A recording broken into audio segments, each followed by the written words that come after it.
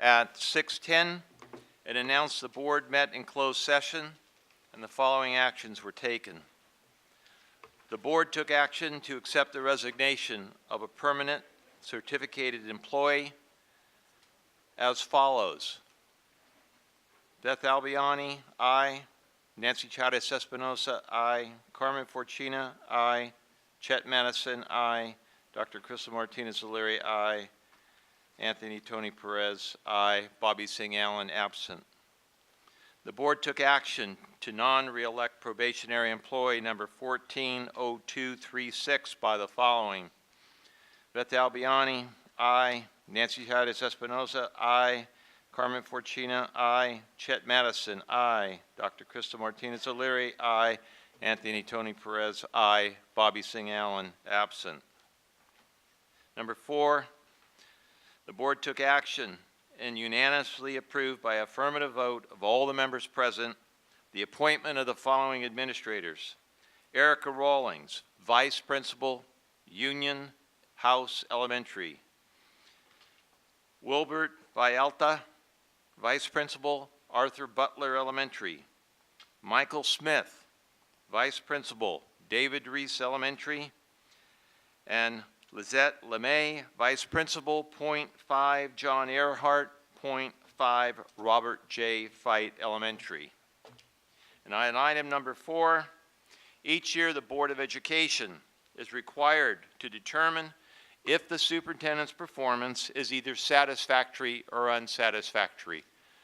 Different wording is used in the actual written document, but in terms of our legal requirement, it is in the area of either satisfactory or unsatisfactory. During closed session, the board determined that the superintendent's job evaluation for the 2016-2017 school year was satisfactory based on this vote. Beth Albiani, aye. Nancy Chavez Espinosa, aye. Carmen Forcina, aye. Chet Madison, aye. Dr. Crystal Martinez O'Leary, aye. Anthony Tony Perez, no. Bobby Singh Allen, absent. Mr. Chairman, I'd like to give explanations. There is no discussion. Okay. There is no discussion. Also like to announce that today's meeting is being video recorded and will be available on the district's YouTube channel. Also, there are blue cards available at the table just outside the boardroom for anyone who's wishing to address the board. If you wish to address the board, complete a card and hand it to a staff member at the table to my right. Please be sure to complete the card indicating whether the matter you wish to address is on the agenda or not on the agenda. If the matter is on the agenda, we will assume you wish to speak when it comes time to address that item on the agenda, and we will hold your card until then. Each board meeting, we begin our meeting with a Pledge of Allegiance, and tonight we're going to honor an elementary education partner, Mrs. Maria RP Letta from Eileen Fikert Elementary. We'd like our education partner to come to the podium along with Mr. Murchison, principal, and Dr. Crystal Martinez O'Leary has some nice words to read for you before we do the pledge and you receive your certificate and another token. So please come up to the podium.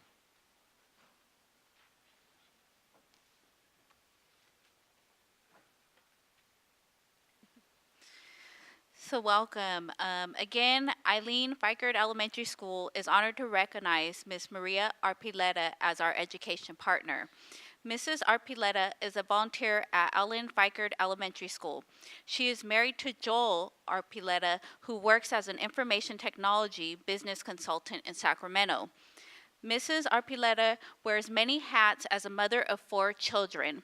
Her eldest son, David, is a former Fikert School Dragon and currently attends Joseph Kerr Middle School as a 7th grader. Her second child, Rebecca, is a 4th grader at Fikert School. Her third child, Timothy, is a 2nd grade student. Finally, her youngest child, Samuel, will be promoting from kindergarten this year. Mrs. Arpileta is trilingual. Chinese, English, and Spanish are a number of languages she has mastered. Although Mrs. Arpileta is an American-born Chinese speaker, she states Spanish is the best language that she's more fluent in. Mrs. Arpileta lived and worked in Ecuador for a nonprofit organization which she studied successes of microfinancial programs. As a University of California Davis graduate, Mrs. Arpileta served an internship in Washington, D.C., her senior year completing her international relations undergraduate degree. A little known fact is that Mrs. Arpileta also worked for the public broadcasting system, PBS, in Sacramento. Mrs. Arpileta splits her volunteer time equally between the three classes. Approximately 1.5 hours of volunteer time in each of the classrooms her children attend.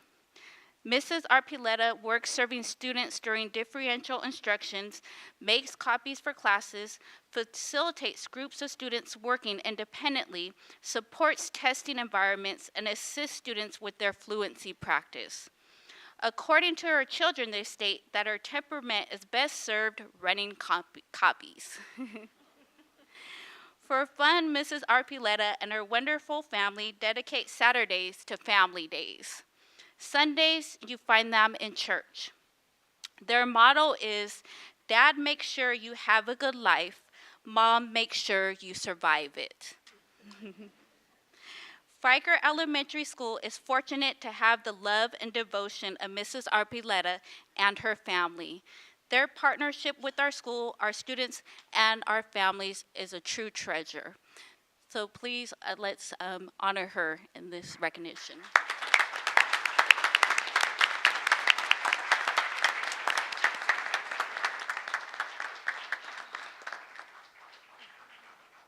Please rise for the flag salute. Place your hand over your heart and pledge.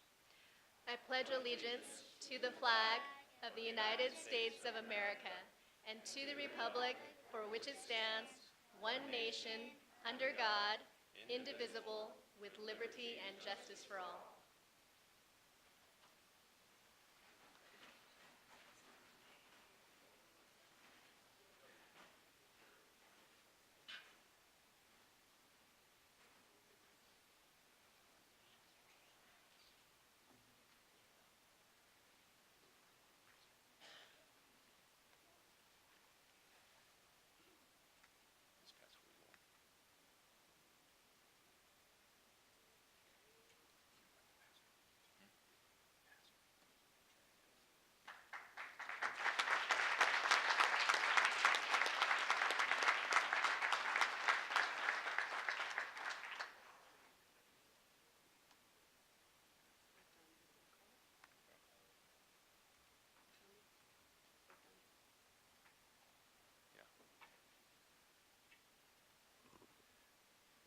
We're just having a little technical difficulty, which is now resolved. Okay, thank you. Next is our high school representative reports, and these will be the last reports of this school year from Monterey Trail and Pleasant Grove High Schools. So we will begin tonight with Monterey Trail.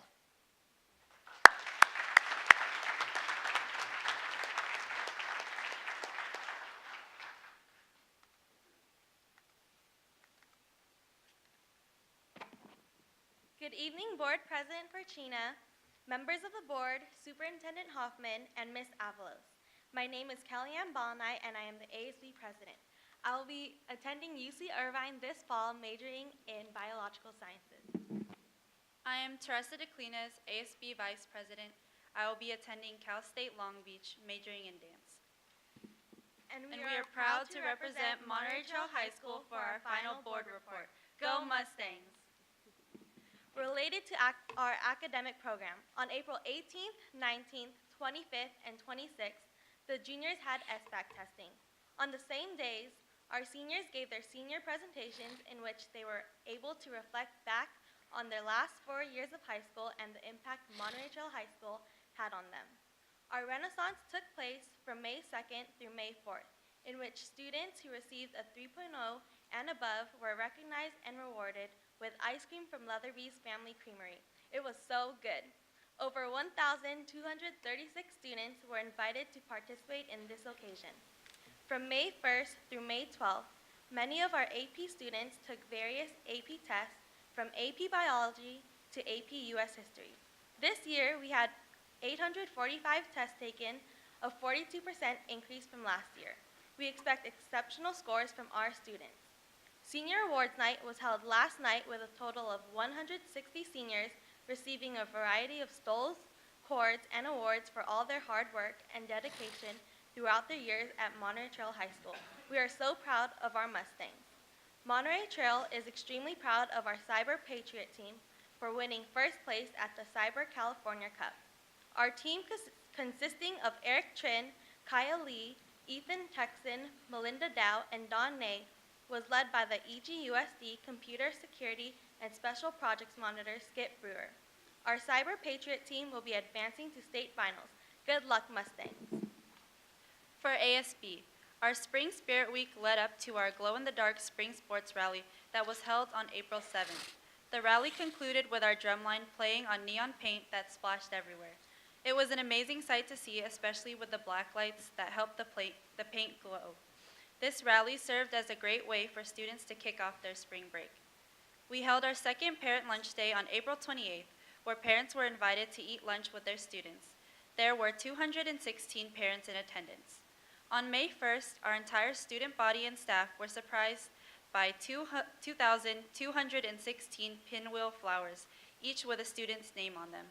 Students were encouraged to find and keep their flowers, a fun activity that involved every student from every grade level.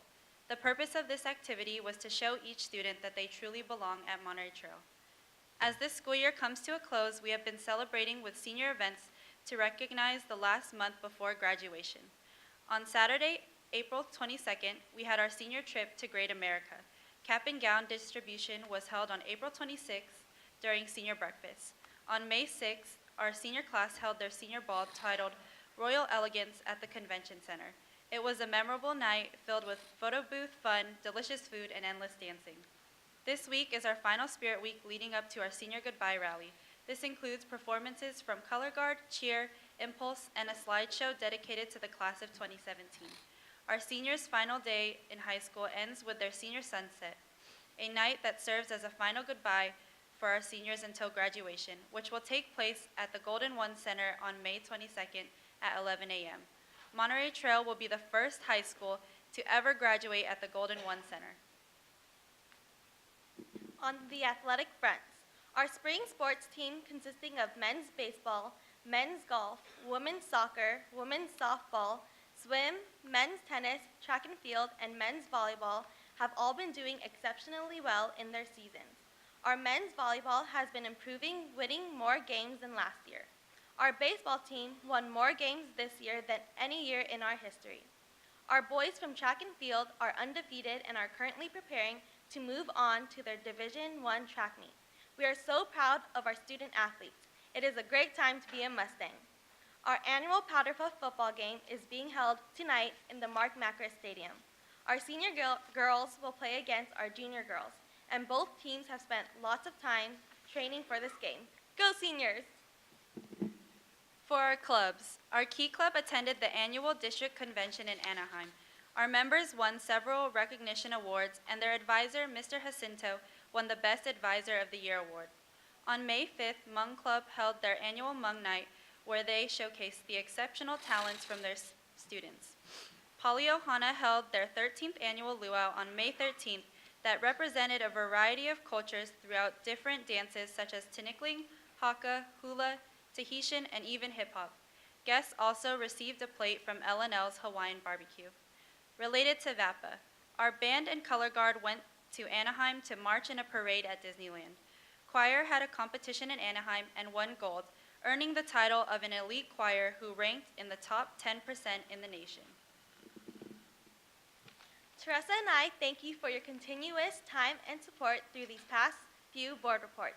Not only do we thank the board, but also the teachers and staff at Monterey Trail for providing us with the skills and knowledge to prepare ourselves for college and the overall wonderful high school experience. We thank you for the opportunity to represent Monterey Trail High School and hope you have enjoyed all the news we shared throughout the year. Thank you. Thank you.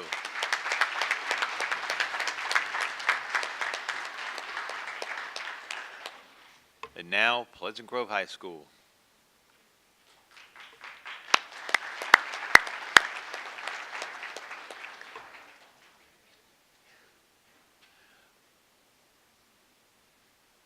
You gonna sing your report?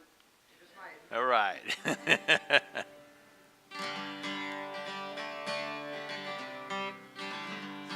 evening, President Fortuna, members of the board, Superintendent Hoffman, and Ms. Avalos. I'm Kate Quaresma, My name is Max Creech. and in honor of our last presentation, we'll be singing to you about Pleasant Grove. Here's to the end of our senior class. Our senior ball was a blast.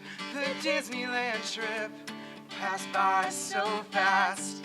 Soon it'll all be in the past. Our baseball team was a home run. Robotics club had a lot of fun at the world's competition. Sole purpose seniors are almost done. By the way, their last showcase is on May 18th at 4 p.m. if you'd like to come and support our dance team. Senior portfolios with high school careers. All the AP tests were always feared. Now they're over and we can cheer. College commitments have all appeared.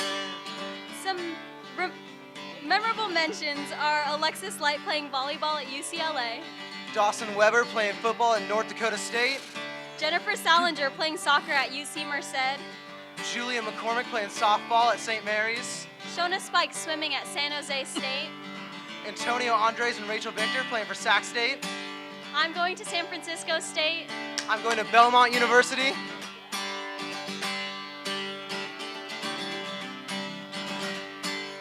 Here's to the end of our senior class. The goodbye rally is almost past.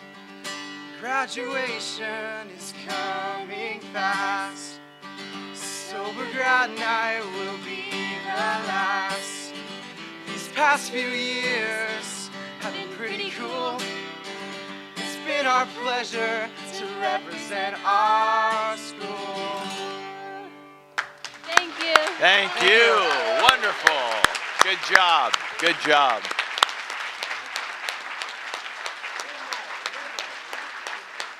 I'd like to also recognize the principals in attendance, Mr. Eric Swanson, Principal Monterey Trail High School, Mr. Hank Meyer, Principal Pleasant Grove High School. Students, you were fantastic. We appreciate it. And just have a seat because we're getting ready for recognition. So, all right, next item is recognition of 2016-2017 Student Board Representatives, and Ms. Tina Penna is going to do that, and Ms. Nancy Chaires-Espinoza and Chet Madison will represent the board. Thank you, President Fortuna, members of the board, Superintendent Hoffman, and Ms. Avalos. I think you will agree that that is a tough act to follow. And also, I will take us back a year when we were supposed to be actually recognizing our board reps a year ago, and that was the night the lights went out, Yes. if you'll recall. And we did the recognition out in the front. So those of you who are returnees, we're doing a little better for you this year. So tonight, I proudly ask the Board of Education to recognize these 2016-2017 student board representatives. As you know, these young men and women have kept the board apprised of academic and athletic activities, as well as special programs, awards, honors, events, through their excellent, informative, enthusiastic, and thoroughly entertaining board reports this year. As board representatives, these students have spoken on behalf of their peers and their schools, and they've served as valuable liaisons between their schools and classmates and school district administration. So I'm very proud tonight to ask you to give personal recognition to the board representatives who are here, and to assist, in addition to our board members, Ms. Titus Espinosa and Mr. Madison, I would ask my administrative assistant, Ms. Libby Sadu, to come forward. And board representatives, you are receiving not only a beautiful plaque to display proudly, but also your nameplates. So for those of you who are going off to college, make sure that you display those at your dorms so they know who you are. So obviously multi-purpose on that. And also I want to recognize some of our board reps. This is actually their second year presenting, and some of our juniors will be coming back next year to continue the tradition of board presentations. So we will start with student board representatives. Calvine High School, Janika Turks. Come forward, be congratulated. And there are some folks who, for a variety of reasons, a busy time of the year, we did have some competing events at schools, but I want to go ahead and recognize the folks who couldn't be here. Also from Calvine High School was Dina Kakar, but she is not here tonight. From Cosumnes Oaks High School, we have Maria John and Maya Moore.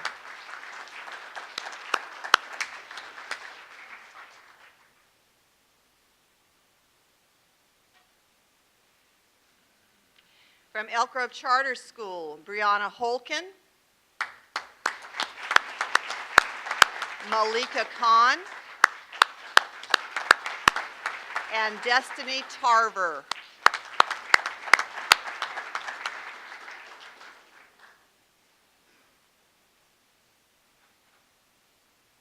From Elk Grove High School, Mallory Taylor and Cecily Trejo.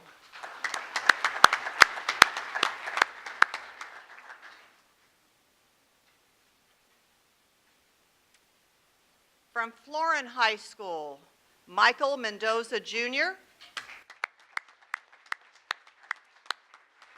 and Layla Takir.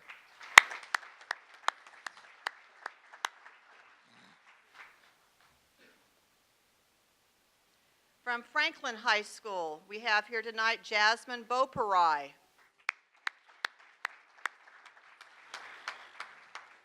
And Emily Stock was not able to be here due to events on campus. She was one of our two-year veterans, and we'll make sure Emily gets her award. From Laguna Creek High School, another two-year veteran, Miss Allie Deppies.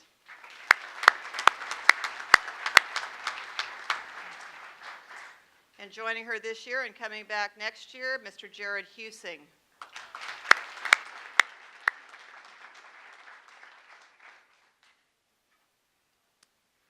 I'm not sure if our students from Las Flores High School were able to be here, but we do have our school administrator, Mr. Alan Williams. Those students were Angelina Olivo and Sierra Rubalcaba.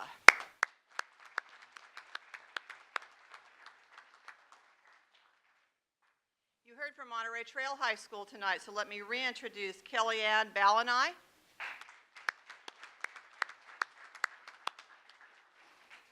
And Teresa Rose Declines. Do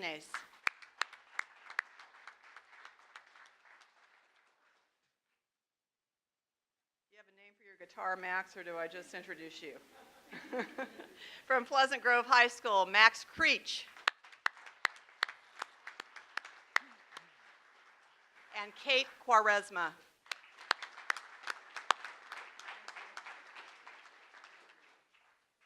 From Rio Cazadero High School, Noah Dunning.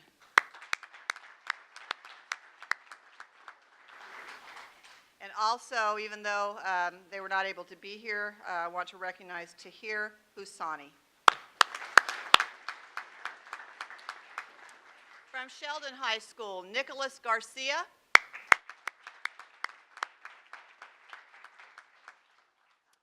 And Ahmad Sultani.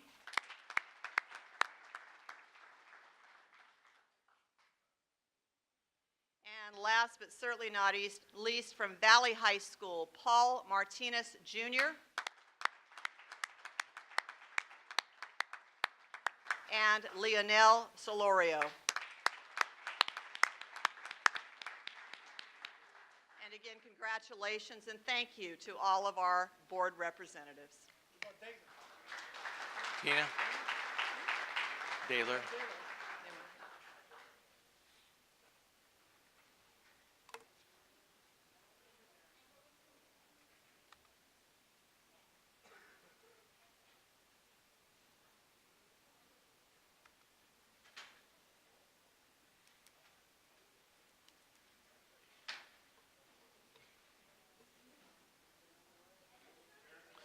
Yeah, you can come all the way up front for your pictures.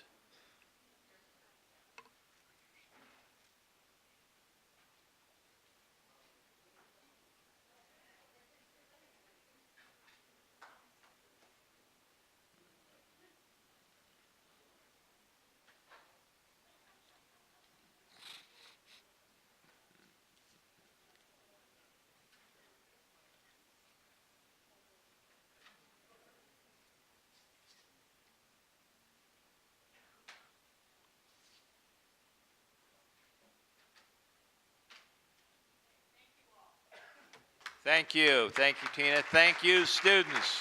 The reports were great all year.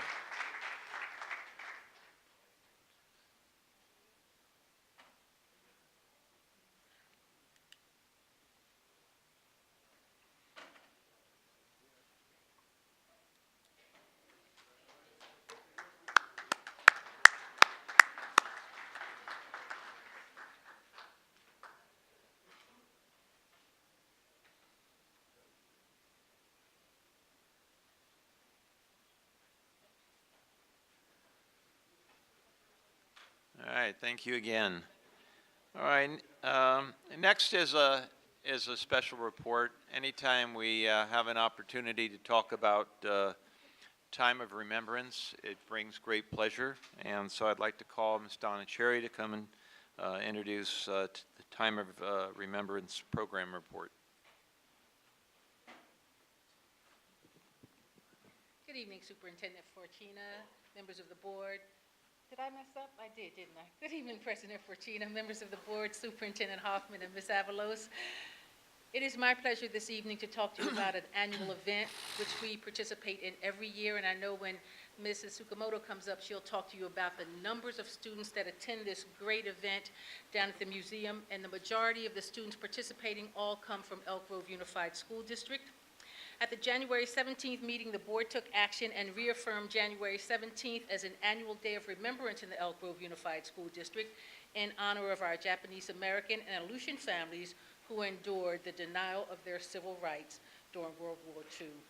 As many of you may be aware, the late Mary Tsukamoto, an Elk Grove educator and longtime civil rights activist, created the original Elk Grove Unified School District Time of Remembrance in 1983. Her daughter, Marielle, has worked in collaboration with the Northern California Time of Remembrance Committee, the Florida Japanese Americans Citizens League, and the California Museum, and they continue this great work. Time of Remembrance was originally held in our district office when we were at the other district office, and then it moved here. But the program got so big that we could no longer house it here, and so it moved to the museum. The Elk Grove Unified School District showcases a time of remembrance. It can be found on our website under District Initiatives, Time of Remembrance.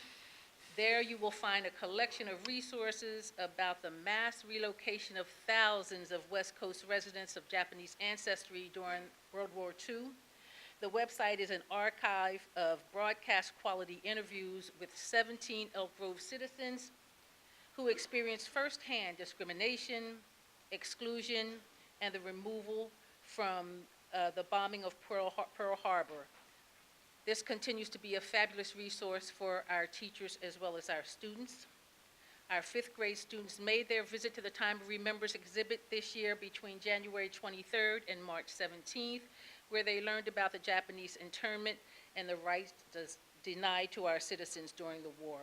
I would like to thank the museum for their continued generous support extended to the Elk Grove Unified School District this past year. They again offered us a reduced price for our students, as well as eliminating the cost for 2 classroom chaperones. The generosity allowed Elk Grove's 5th grade students to participate in this worthy endeavor. I'd like to bring up Ms. Mariel Tsukamoto, and she will continue with the presentation. Thank you for being here, Mariel.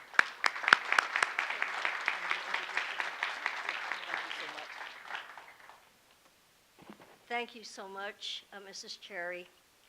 You know, when you mentioned 1983, I have to tell you something. My mother had her posters. She went to the school board. She notified, some teachers that she would be there. And she went, I don't know how many days. Nobody came. Not one person came. It was not until Bob Trigg brought in the school board, and the school board voted to support it and pass a resolution that things changed. And I think it's an example. You can have an individual with a wonderful idea, but unless they are supported, it doesn't always come to fruition. So President Forcina, Superintendent Hoffman, and the members of the school board, you devote so much time to the benefit and the well-being and the future of the children in this area. And I want to just make a personal statement. I am so proud, as you know, always to come and speak to the board, but especially this year, for the courageous stand that the school board has taken to assure that every single student and family feels that this is a safe place, that they will not have to be afraid, that there is a process in place to protect them. And can you imagine the sigh of relief that had come over many families who in this time and this age are afraid? We know that history will repeat itself at some manner, and we are afraid right now. But those of us who know better can stand up. In 1942, we didn't have people standing up, not very many. But today, you as a school board are standing up for the rights and protection of individuals. And I just wanted to personally thank you for that. Thank you.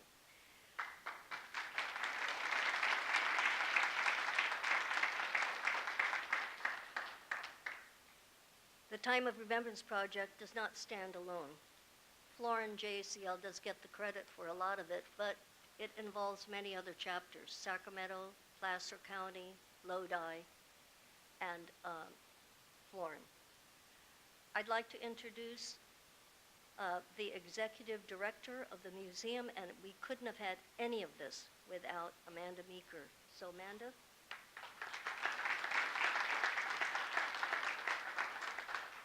And under Amanda's direction, it has expanded not only just about the Japanese Americans, but other groups. And she has a very interesting program that's coming up. And I didn't bring a flyer, but I think a lot of us who like old movies, and a lot of the movie stars were immigrants. I'm going to let her talk. She knows more about it. Well, just really quickly, because I know this isn't on the agenda tonight, but we just opened an exhibit called Light and Noir, Exiles and Emigres in Hollywood. And it covers basically, we were really interested in it because, first of all, we like old movies. But then to find, really what the exhibit is about is, it's a traveling exhibit from the Skirball in Los Angeles, is the people behind the movies. And so you learn about these people who were coming over during World War II, many of them escaping the Nazis, and then they shaped movies like Casablanca, Mildred Pierce, Sunset Boulevard. There's great things, so please come and see it as our guest if you would like. Thank you. I love old movies too. The other person I'd like to introduce, because she is really the force behind the Time of Remembrance program, and that's Christine Umeda.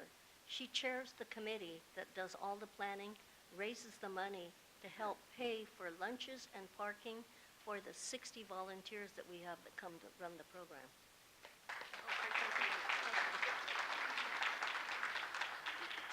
Not only is the program expanding with the students at Elk Grove, because we had, how many? 6,000 that came to the program. That's up higher than it was before. It's not just Elk Grove, but other students are coming. And I'm glad to report that the museum has started what they called a trunk program. They will send a trunk to a high school or middle school, and then if you take the trunk and prepare the children, they send 2 of us to come and speak. And more high schools are participating. So you need to know, it's not just 5th grade, it's secondary education. And it's the older students that need to know. They're the ones that are taking U.S. history, world history, and U.S. Constitution. And you should be very proud to know that the teachers in this district, under your leadership, really are making it a point to educate the students about not only their constitutional rights, but the responsibility that an American citizen has to take to stand up and protect those rights. Our country will change unless we are careful. And Elizabeth Pinkerton is offering copies of these books to secondary schools at half price, for class sets. And you need to know that many of the high schools and elementary schools have taken that project on. So that's a commercial. And the other thing that you should be very proud of is Gail Dessler, and I'm going to have her stand, is the resource technology teacher. Gail, stand.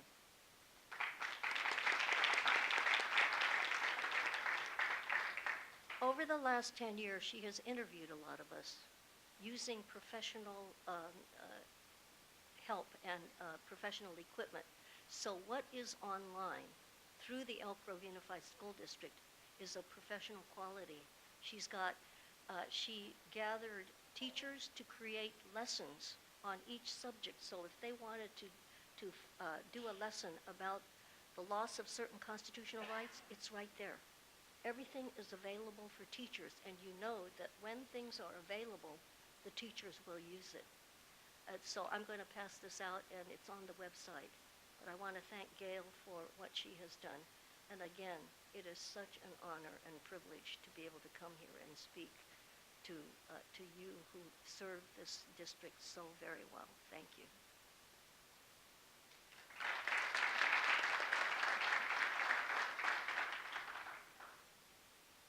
My name is Bailey Hitch, and I'm the Education and Volunteer Manager at the California Museum. And in my position, I have the privilege of working very closely with your students when they come for a time of remembrance. So I've prepared a brief report on this year. It was a very successful year, and I think a meaningful one, and I want to thank you for making that possible. This year we had 3,324 Elk Grove participants, which was a jump from last year. And that makes up 60% or over 60% of our total visitors for the program. So your work is definitely paying off, and we see it in the museum every day between January and March. Since 2002, you have sent 48,612 people from Elk Grove. So maybe next year we'll surpass the 50,000 mark. And as I said, we were thrilled to see the numbers go up. My favorite part of my job is interacting with your students when they're there, and so when we see 48,000, that's individual children who are learning not only the importance of these historical events, but also how important it is to speak up for their rights. And many of those children are adults now. Up on the screen, you'll get a short peek at some of the things your students see when they come visit the museum. They begin their trip at Constitution Wall for a lesson on constitutionality, rights, and redress before going to our classroom and hearing their first presentation from a docent, most of whom who lived through incarceration. After the classroom presentation, they go through a tour of the uprooted exhibit. Part of this is a reconstructed barracks so students can see how a family would have lived in an internment camp. And to follow those pictures, I have a few quotes from your students and teachers. This first one says, "Thank you for doing this year after year. Kids need to hear about this so that we don't repeat history." And that's an Elk Grove teacher. And our next teacher says, "The students appreciated seeing the size of the barracks in person and hearing from docents whose families had experienced the internment camp. We see students' eyes light up as history becomes real as they talk to people who had actually lived through it. And then your students say, thank you for getting up every morning and presenting to people you don't even know. And thank you for the opportunity, or for the once-in-a-lifetime opportunity. And I'd like to echo that Isabel Jackson student and say thank you for providing this once-in-a-lifetime opportunity for thousands of your students who otherwise might not get these lessons. So we appreciate it. Thank you. Thank you very much. You know, Mariel and people, oh, they're gone. That's okay. All right, thank you.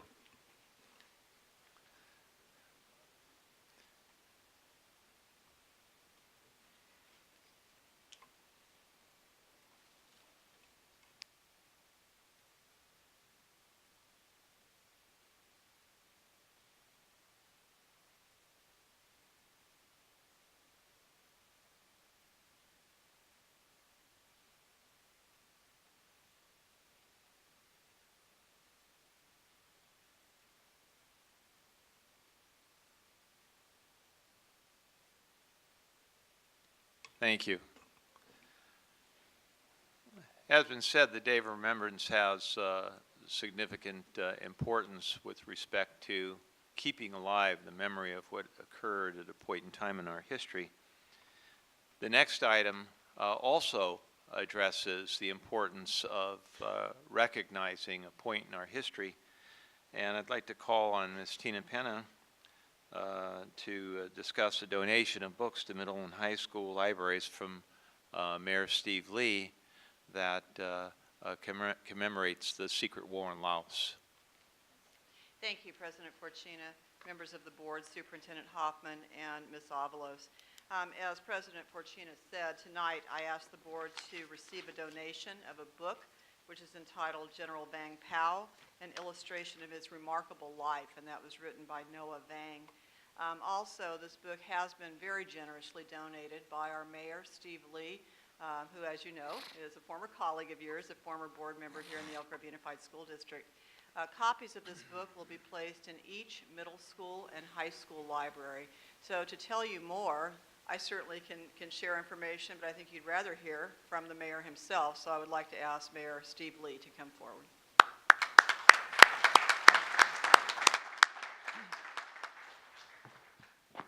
Thank you, Tina, and it's always good to be back in the school board. It's always pleasant to see all of you, and it always provides me an opportunity to thank you for investing in the future of our community.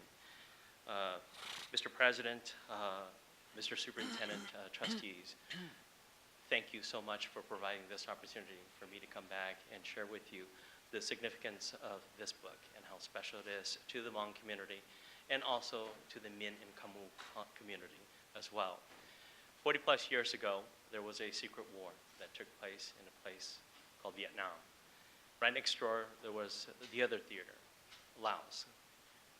In that country, there were 30 plus thousand soldiers that were recruited in the highlands to come together to support the United States military. And a part of that was protecting the radar positions and so that bombing runs could actually take place in northern Laos. When I came here as a refugee, I did not believe my father and his stories. I told him that what he was telling me was just fluffing up some of his old war stories. It was because many of the stories were classified. It was because many of these stories were not public information. So in 1991, I finally saw evidence that my father served with the United States military. It was a photograph in a book. That became an inspiration for me to continue to talk about the accuracy of history. We study history because we don't want to make the same mistakes again. We study history because we want to memorialize those who have given the ultimate gift. And so that being the case, I have also with me tonight members of the community and also friends of the community. So I'd like all of you to come forward, please. Don't be shy, just come on forward. And so while they're making their way here, I want to also acknowledge and thank Mario Tsukamoto. It all started with the time of Remembrance. And when I was on this board, we had a conversation about how do we accurately tell history and how do we capture that? How do we be in compliance with AB 78 and AB 2064? Initially, it was just a recommendation, and ultimately it became a mandate by the state to include in any sort of new adoption that the secret war be mentioned. I'm privileged to be joined here with a number of community members, including supporters and folks who are very aware of the secret war of Laos. We have United States Air Force Major Tai Sorcy, who is here. Where are you? Are you hiding in the back still? He's slow, so we'll give him some time to get up here. We also are joined by Captain Vang Chang. We're also joined by Captain Su Tao, Lieutenant Nye Cheng Mua, and Guy Vang. Now, Guy Vang, if you can raise your hand, Guy, this is a special gentleman because I have found his photograph when he was 10 years old in this very book that I found my father. And I wondered during that time whether children really were being educated. But no, the stories in which my father has told me, the story in which Chai have told me, is instead of carrying pencils and backpacks, they carried MREs and M16. These are real stories. These are things in which we have to appreciate and understand and teach so that our future, the legacy in which we leave behind, will understand and appreciate how serious war is. The book in which I have donated is a collection of photographs by the general himself. This is unpublished. You cannot get it anywhere else, but because it is so critical and important to the education of young people, I asked Noah to consider that, and so he was willing to provide those books, and he could not be here today, but this is something that he spent his whole life and his own money to publish. And so for that, I know that he's probably watching, and I want to thank you, Noah, for doing that. And so the book itself is what you see here. It is full size. And so for you trustees, the book just went upstairs, so if you want to check it out yourself, I'm sure librarians are fine with that as well. But if you take a glimpse in this, you'll begin to understand my story of being a 4-year-old refugee coming to the United States of America and having the opportunity to take advantage of what wonderful America is and taking the advantage of a free and public education.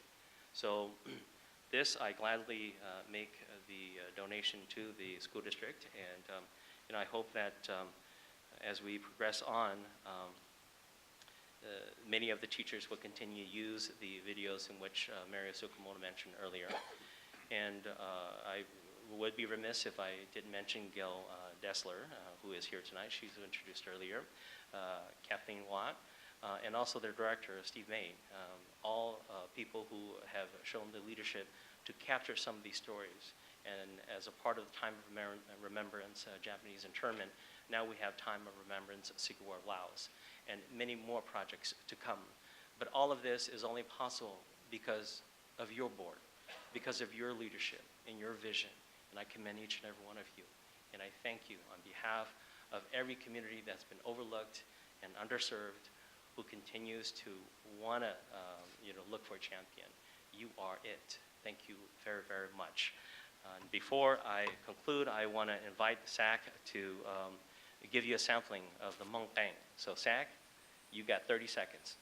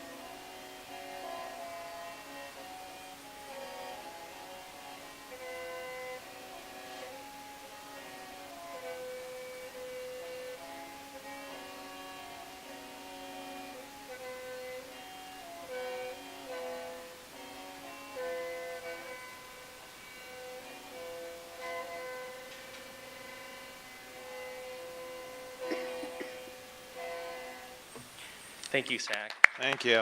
With every gift, it is customary for the Hmong community to always bless it. And for that very reason, we have invited Zach to give you a sampling of what you can enjoy if you come to the Hmong New Year. So I always extend an invitation to the entire board, but if you'd love to join me for Thanksgiving Hmong New Year, then you're more than welcome. So I'd like to invite the president of the board and also Mr. Superintendent. You can join us for a photograph.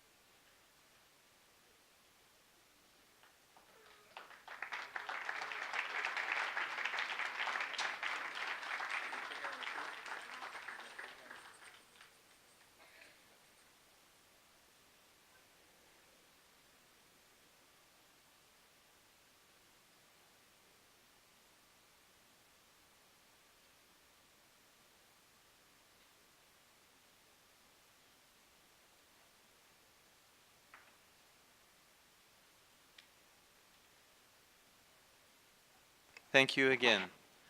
Special night. All right, now I'd like to call on Dr. Tony Limoges for presentation and recognition of 2017 C-SPAN Student CAM winners, and the board will be represented by Dr. Crystal Martinez-Leary. Good evening, President Fortuna, members of the board, Superintendent Hoffman, Ms. Avalos. Tonight, the Board of Education is asked to acknowledge Franklin students Christina Carlos and Michelle Kwan, as well as teacher advisor Brad Clark, who have been recognized by C-SPAN as winners in the National Student CAM Video Documentary Contest. Student CAM is C-SPAN's annual national video documentary competition that encourages students to think critically about issues that affect our communities and our nation. This year, students were asked to create a short documentary based on the theme, Your Message to Washington. What is the most urgent issue for the new president and Congress to address in 2017? In this year's competition, C-SPAN received a total of 2,903 film entries from over 5,600 middle and high school students. Entries came from 46 states, as well as from England, Germany, Singapore, and Taiwan.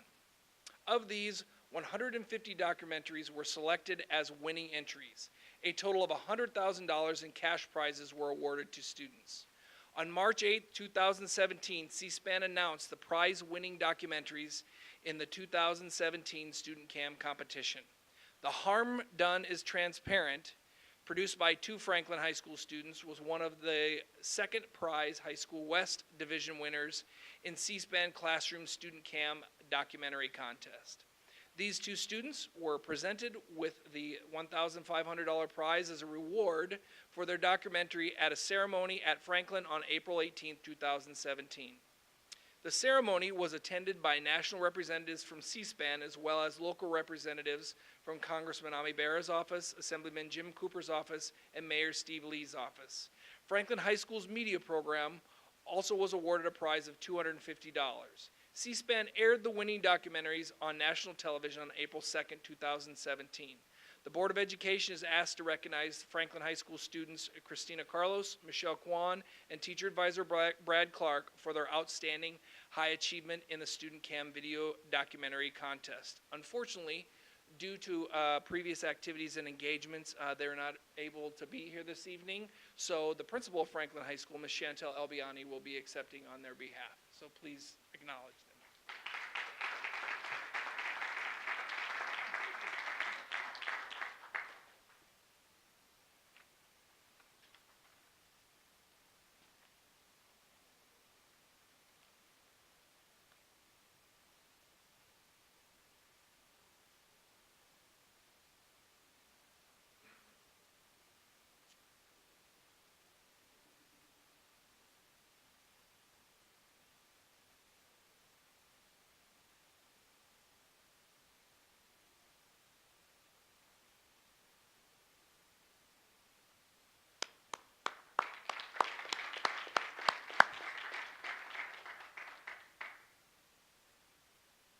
Thank you. And now Dr. Limoges is going to present a recognition for Pleasant Grove High School Eagle Force Robotic Team, student mentor and parent recognition, and the board will be represented by me. The Board of Education is asked to recognize Eagle Force, the Pleasant Grove High School robotics team, which competed in the World Robotics Championships in Houston, Texas. On April 18, 2017, Eagle Force, Pleasant Grove High School's robotics team, traveled to Houston, Texas to compete in the 2017 FIRST, which stands for Inspiration and Recognition of Science and Technology World Championship for Robotics. Nearly 400 teams from more than 50 countries competed at this prestigious event. Eagle Force competed against 66 other teams in their division. At the end of qualifications, Eagle Force's robot, which you will be introduced to later, aptly named Hummingbird, was ranked 6th and qualified to be the captain for the 5th-seeded alliance. Even though Eagle Force lost in the quarterfinals to the 4th seed, they outwitted 130 other teams to win the Innovation and Control Award for the functionality of sensor use of their robot. Prior to the first championship, Eagle Forces competed in 2 regional competitions. This kind of reads like a sports article. In early March, the team traveled to Salt Lake City, Utah, and competed against 48 other teams in the Utah Regional. After competing in 10 qualifying matches in just 2 days and flying through the finals undefeated, Eagle Force won their very first regional in 11 relentless years of trying. This was the win that qualified the team for the World Championships in Houston, Texas. In late March, Eagle Force competed against 60 teams in the Sacramento Regional held at the University of California, Davis. After making it all the way to the finals, Eagle Force fell to the #1 seeded team, but won the quality award for the general robustness of their robot. The Board of Education is asked to recognize and commend the students, mentors, and parent volunteers of the Pleasant Grove High School's Eagle Force robotics team for their exemplary accomplishments.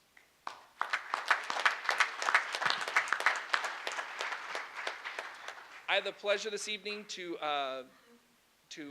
announce and bring to the dais the lead mentor, some of the mentors and volunteers, and to announce the team members. First of all, the lead mentor is Mr. Michael Buck Young.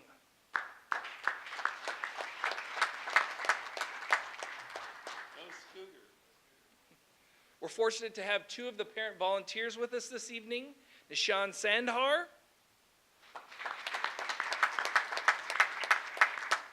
and Gina Simmonsma.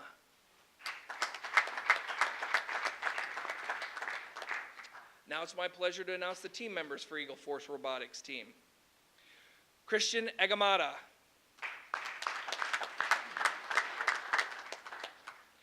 Alexandra Brunson. Nicholas Carnow. Annabella Macalusa. Matthew Maxwell. David McInerney. Colby Morgan, Min Nguyen, Amran Sandhar, Sukraj Sikhon, Brandon Simmonsma, Jason Stanley, Renee Van, Maxwell Zentner, and Jolyn Zhang.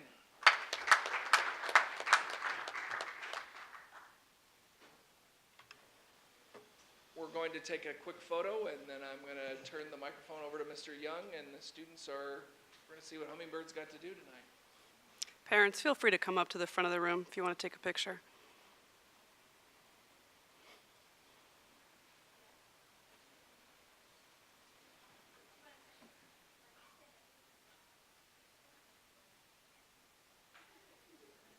You can step in front of the tables if you like.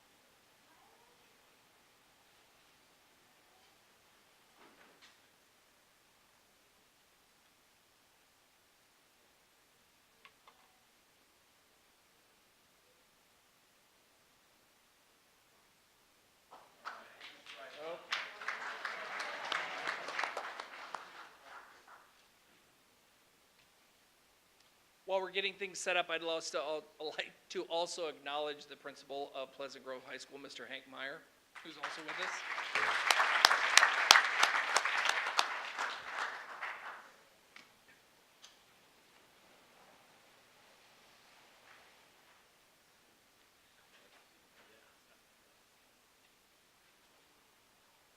While they're setting up, I'd like to recognize a couple people here.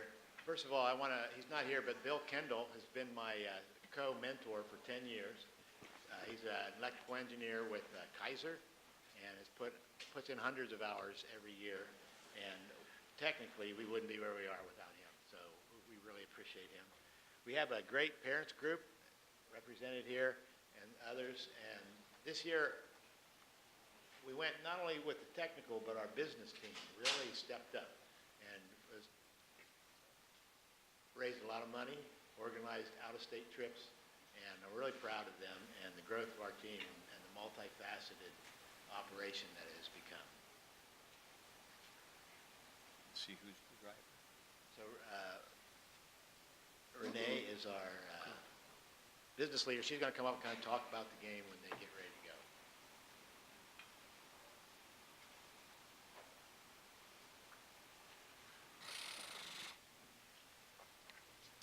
Hi, my name is Renee, and as Mr. Young said, I'm the business leader of Team 2073, and I'm a senior this year. So I'll be graduating, but I'll definitely have to come back and mentor because I can't leave this team. And so this year, the theme of our game, every year we get a different kind of game and a different set of challenges that our robot has to complete. And this year, the name is Steamworks, and it goes towards a steampunk theme. And we have to do mainly 3 tasks, one of which is climbing a rope, such as the one stationed over there, and then we also have to pick up gears and place them on the peg. The gear kind of looks similar to that, and then the peg is next to that. The actual game materials don't really look like that. These are just practice like pieces that we can build to practice with our robot. And we can also intake fuel, which are just basically wiffle balls, and we should shoot them. We didn't bring those today, but oh, never mind, we did. So those are called fuel, and then we can shoot those into high goals. And then, so that's our game for this year, what our robot has to do. And then I'll let Jason, who's our programmer in training, and he's going to explain the actual technical parts of the robot while they're demonstrating. Jason, can you hold on 1 second? I see a lot of people careening to see, and I know it's difficult seeing over. Feel free to come up front if you want to see the demonstration. Come on up. It's pretty hard to see from back there because it's on the other side of those podiums and desks.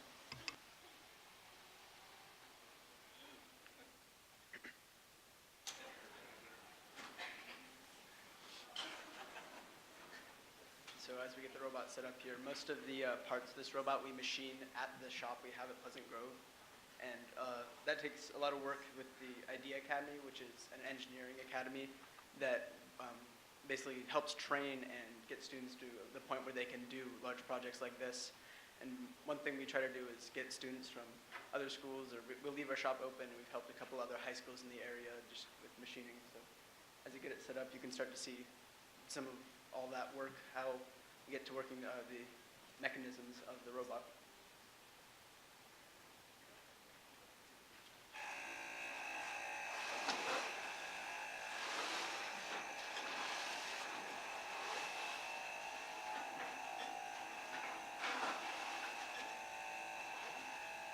So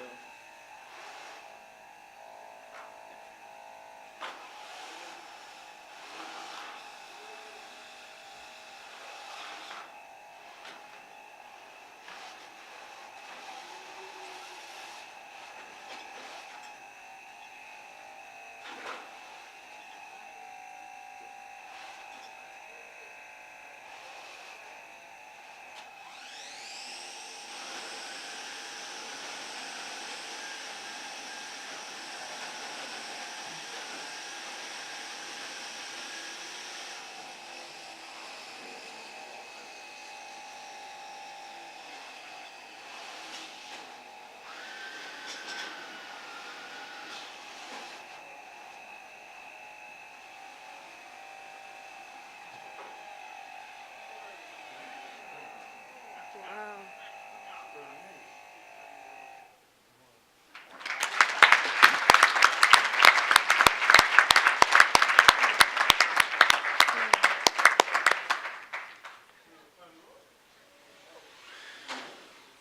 That's probably the hardest part. Yeah. Getting it to climb a rope.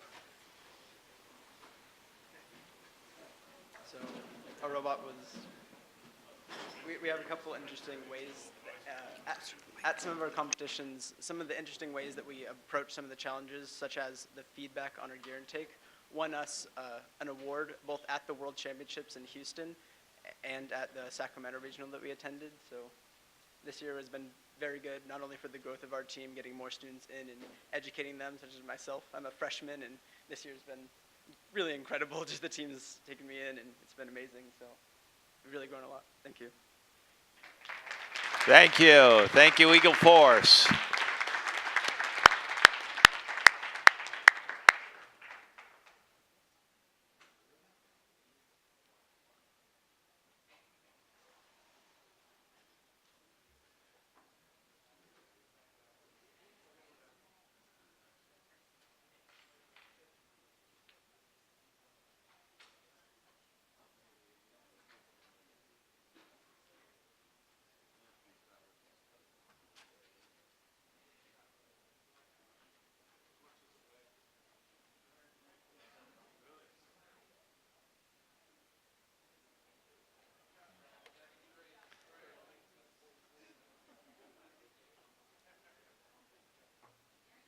Thank you again.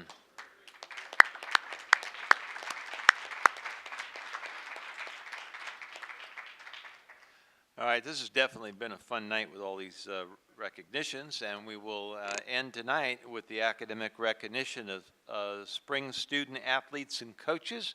And I call on Mr. Rod Edmiston, and Tony Perez will represent the board.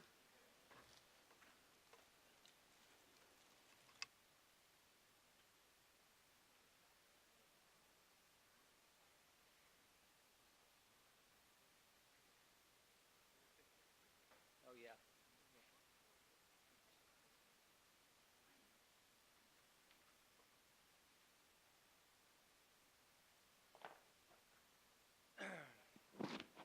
President Fortuna, members of the school board, Superintendent Hoffman, Ms. Avalos. Elk Grove Unified School District is known for excellence in athletics. It will be my pleasure to come back here in a few weeks to recognize our section, Northern California, and hopefully some state champions. But this evening, I'm honored to bring you a different sort of champion. These teams exemplify what being student athletes are all about. Excellent, not only in their athletic activity, but also in the classroom. The following teams had the highest grade point average at their school this spring.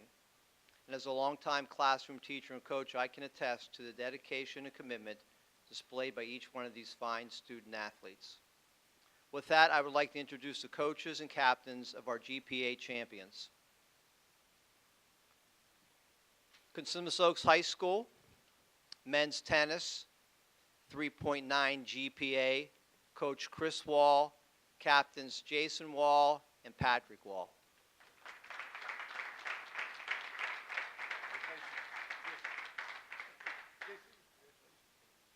I'd also like to acknowledge Principal Maria Osborne. Elk Grove High School, softball, team GPA 3.53, Coach Amanda Buck, captains Danielle Levine and Hannah Steggy.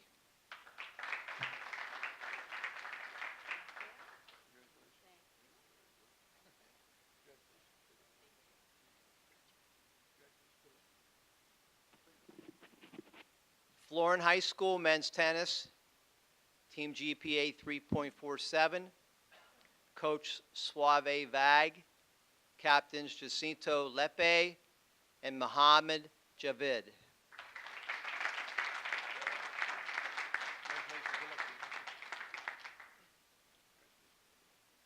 And I'd like to acknowledge Principal Denise Escobar.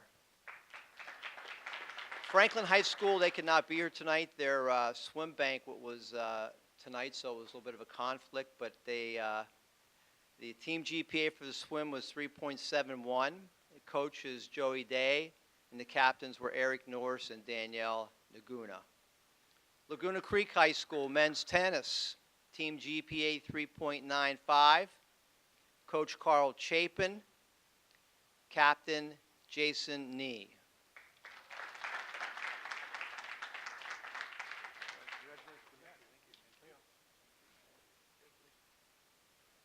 By the way, I'll be recognizing them in a few weeks, but the tennis team was, they were section champions. Monterey Trail High School men's tennis, 4.02 GPA. Coach Kingsley Claudy and captain Nazil Lukman.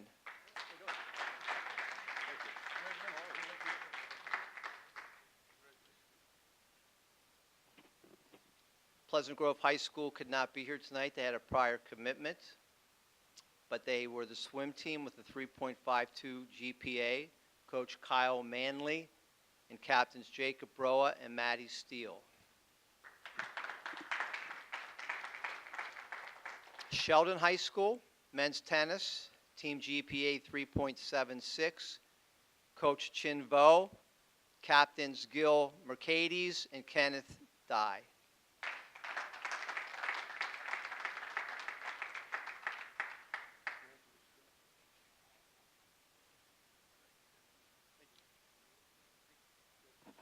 In Valley High School, swim team, team GA 3.62.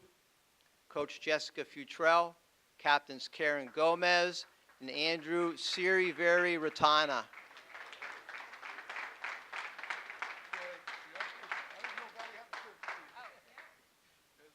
And I see back there, I'd like to recognize the principal of Monterey Trail High School, Eric Swanson, and of Valley High School, Richard Gutierrez.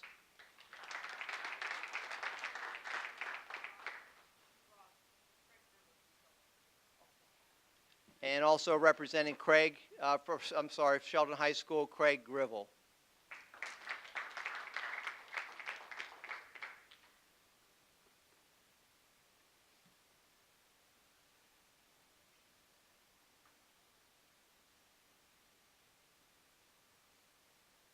And Laguna Creek, Doug Craig.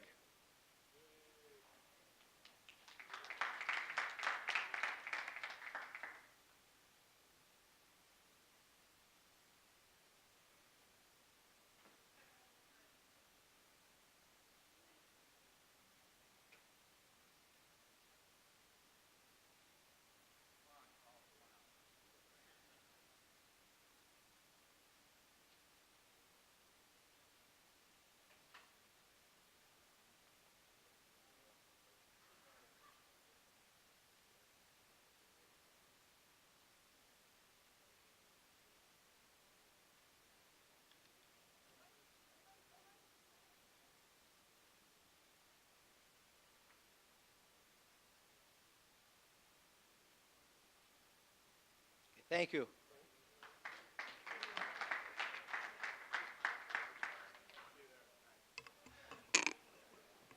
All right, scholar athletes, thank you.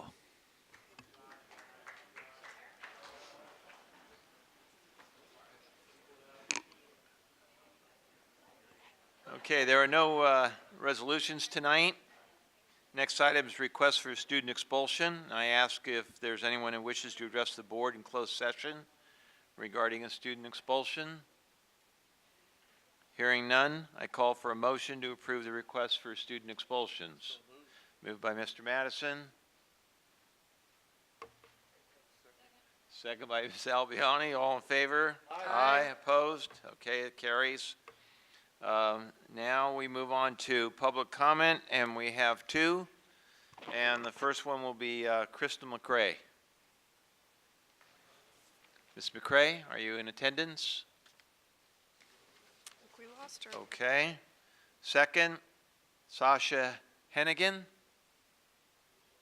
Sasha Hennigan. All right. Neither person's in attendance right now. So we will move on to the consent agenda. And call on Ms. Chiris Espinoza. Mr. President, I move we approve items 1 through 23 on the consent agenda. Second. All in favor? Aye. Opposed? All right, and that passes. Thank you. All right, no LCAP update tonight, no budget update, no facilities update. Bargaining units, anyone wishing to speak tonight? I'm seeing heads say no, thank you. Reports, student wellness update, Bill Tolstrup.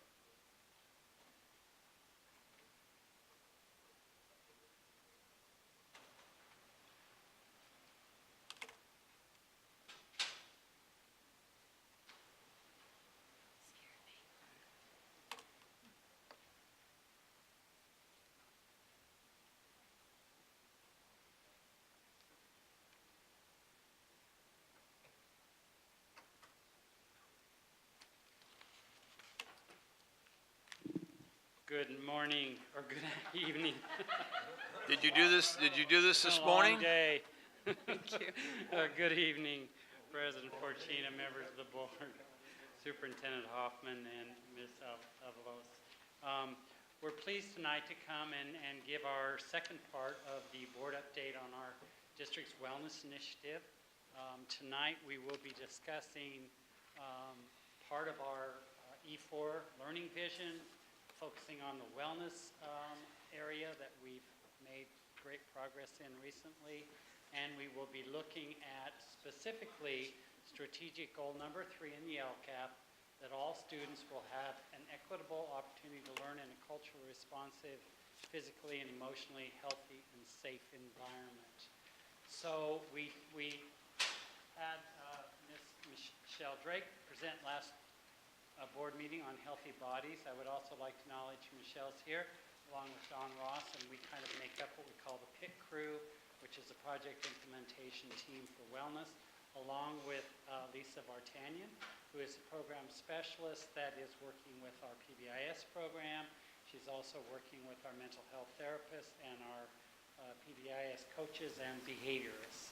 So tonight we're going to focus on the area of healthy minds, realizing that without those prerequisites of a healthy body and a healthy mind, that healthy learning is probably not going to be at its highest optimal rate. So we would like to go over tonight with our healthy minds and healthy learnings, our accomplishments, our data trends, and our next steps with the board.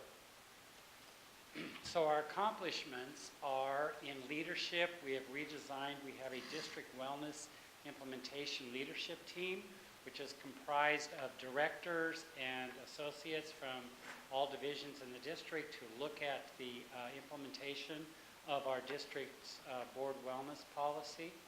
We have restructured our Elk Grove Wellness Advisory Committee, commonly referred to as the EWAC. This includes our community partners. We've reached out and now have participants from County Mental Health, Kaiser, and other providers to work with us in an integrated and manner to ensure that we have coverage not only in our school system, but that we have community partners in the area of wellness and mental health. We have provided leadership and updates on the wellness implementation and PBIS, and we have developed, we have a project implementation team, which again is myself, Don Ross, Michelle Drake, and Lisa Vartanian. We've also worked across divisions to improve an understanding and the fidelity of the implementation of wellness, realizing that we really need to address the issues of the whole child. In the area of accomplishments and policies and procedures, we have developed a new board policy on wellness, a new board policy on suicide prevention, and a new board policy on bully prevention. All of these are rooted in various initiatives, suicide prevention coming out being a mandate from the state, along with looking at our bullying policies in coordination with the Trevor Project and others to update our terms and looking at specific groups of students that might be targets of bullying.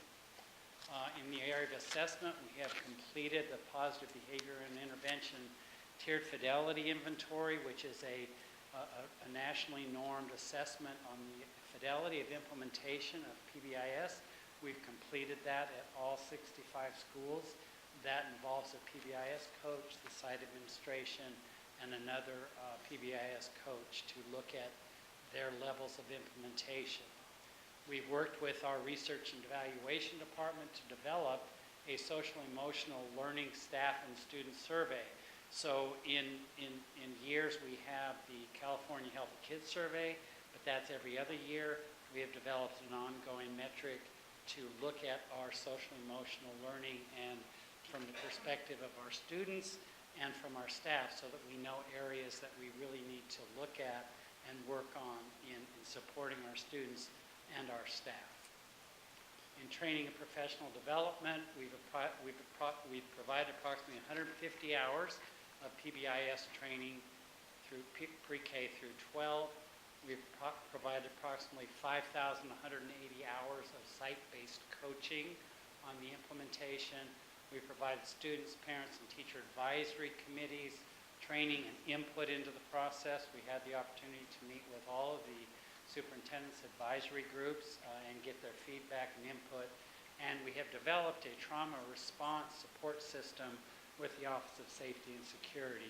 And what this is how do we respond as a district when we know that a child has had some severe trauma and or crisis in their life, which may result in suicidal behaviors or other things, 5150s, those type of things, so that when that child comes back, we have reentry plans to support them and their family and to make links with agencies to support all of our students.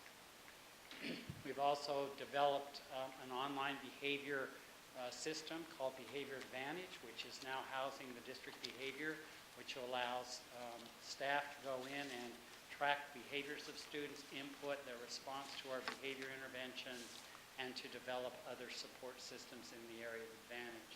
We've also developed a multi-tiered system of support. You may have heard in the past it was kind of referred to as RTI, in an online referral system where sites can go into our Behavior Advantage, complete a multi-tiered system of support to show the interventions that they have completed and then that need to possibly call in some additional support from the district in the way of a behaviorist or mental health therapist or a school psychologist. We have developed a very comprehensive website, which Ms. Vartanian is now going to give you a short tour of, showing you some of the resources and things that have been developed for sites, for our parents, our communities, and Lisa. Good evening, Board President Fortuna, school board members, Superintendent Hoffman, and Ms. Avalos. I'd like to share with you today our website, our PBIS website. We created this website this year to assist us in communicating and informing stakeholders about PBIS and overall wellness in our district. We like to think of our PBIS website as a one-stop shopping for training, community engagement, and awareness, as well as student voice.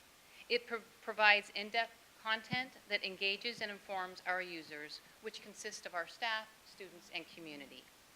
And so now I'd like to take you on just a quick little tour and just show you a few highlights. So just as Lisa was talking, this is a direct link right to our wellness website.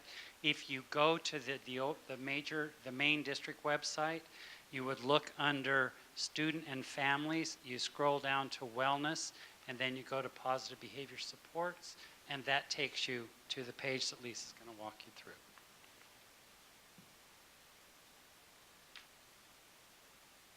So this is our home page, and then if you go to About, you just learn a little bit about what is PBIS, and we have some videos on what it looks like, so PBIS in action. And then I just want to highlight that in Family Community Engagement tab, you'll click on the Family Involvement page tab, and then you'll see that we give tips for parents in regards to the home matrix that they could use at home. And also we give, we update, but this month we have right now 10 behavior strategies that parents can use today. And then we also have how they can get involved in the school site. And then there's a brochure for school, family, and community partnership, which we gave you a copy of this evening. But they can certainly just click on it and take a look at the brochure. Another section that I wanted to show you was the student voice. And this just highlights a student's perspective regarding PBIS. And there are just some videos, and we're plan to enhance that next year.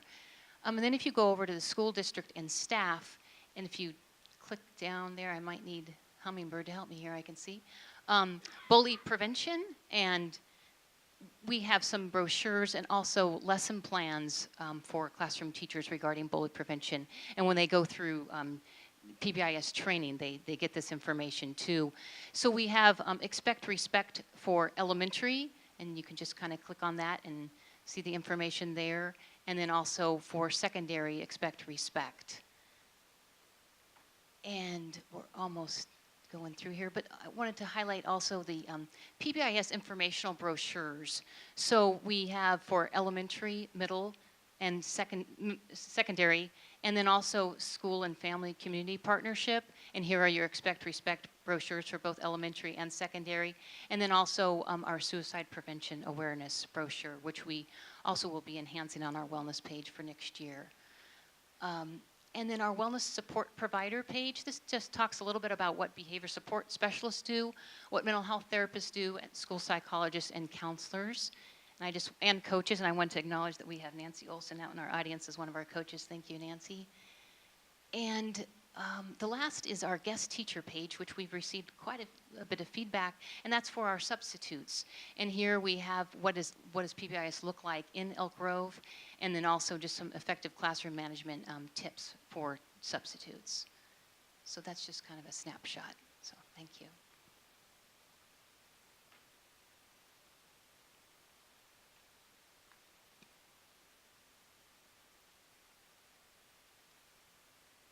So we're very proud of the work we've done in the website and developing resources. We've also had input, and we are working with some of our community members. We have representatives from the Muslim community, from the Sikh community, and they're going to work with us on the translation, because if you go in, this has Google Translate, but the translations aren't always what you want them to say through that provider.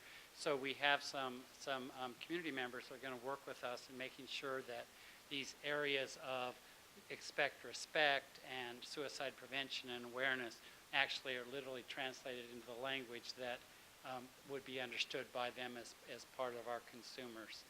So we've looked at some of our indicators, the California Healthy Kids Survey from 15-16, our social emotional survey, which is the ongoing district developed ones, and they really show some promising trends. Our students have said that they feel more connected to schools from 15-16 to 16-17. They feel like the academic climate is more conducive to learning. They understand the behavioral expectations and feel that our discipline policies are fair, and those trends are all in an upward. So just some quick factoids. 100% of our schools participated in the tiered fidelity inventory, which is, again, part of a national research validated survey. Multiple sites in our school have met the Tier 1 fidelity rate of 70% or higher.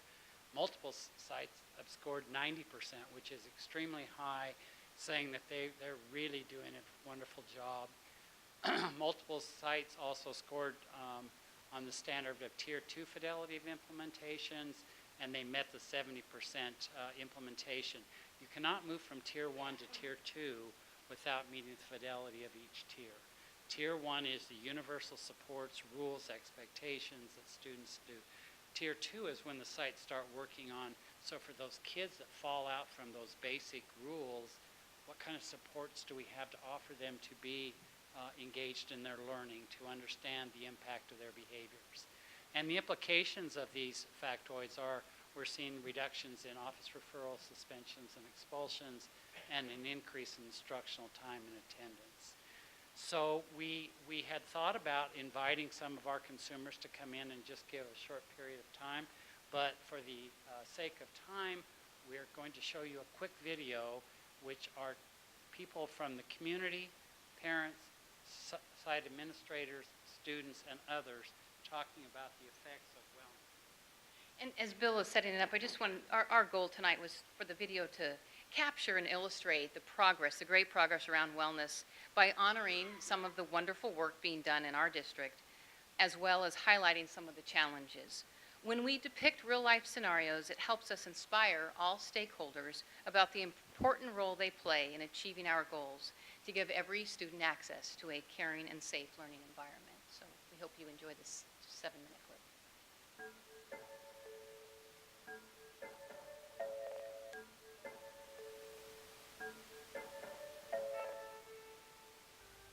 When I realized that PBIS was common language nationwide, I thought, I want to get on that train. I think this is the most positive behavior intervention that I've ever experienced in the last 16 years.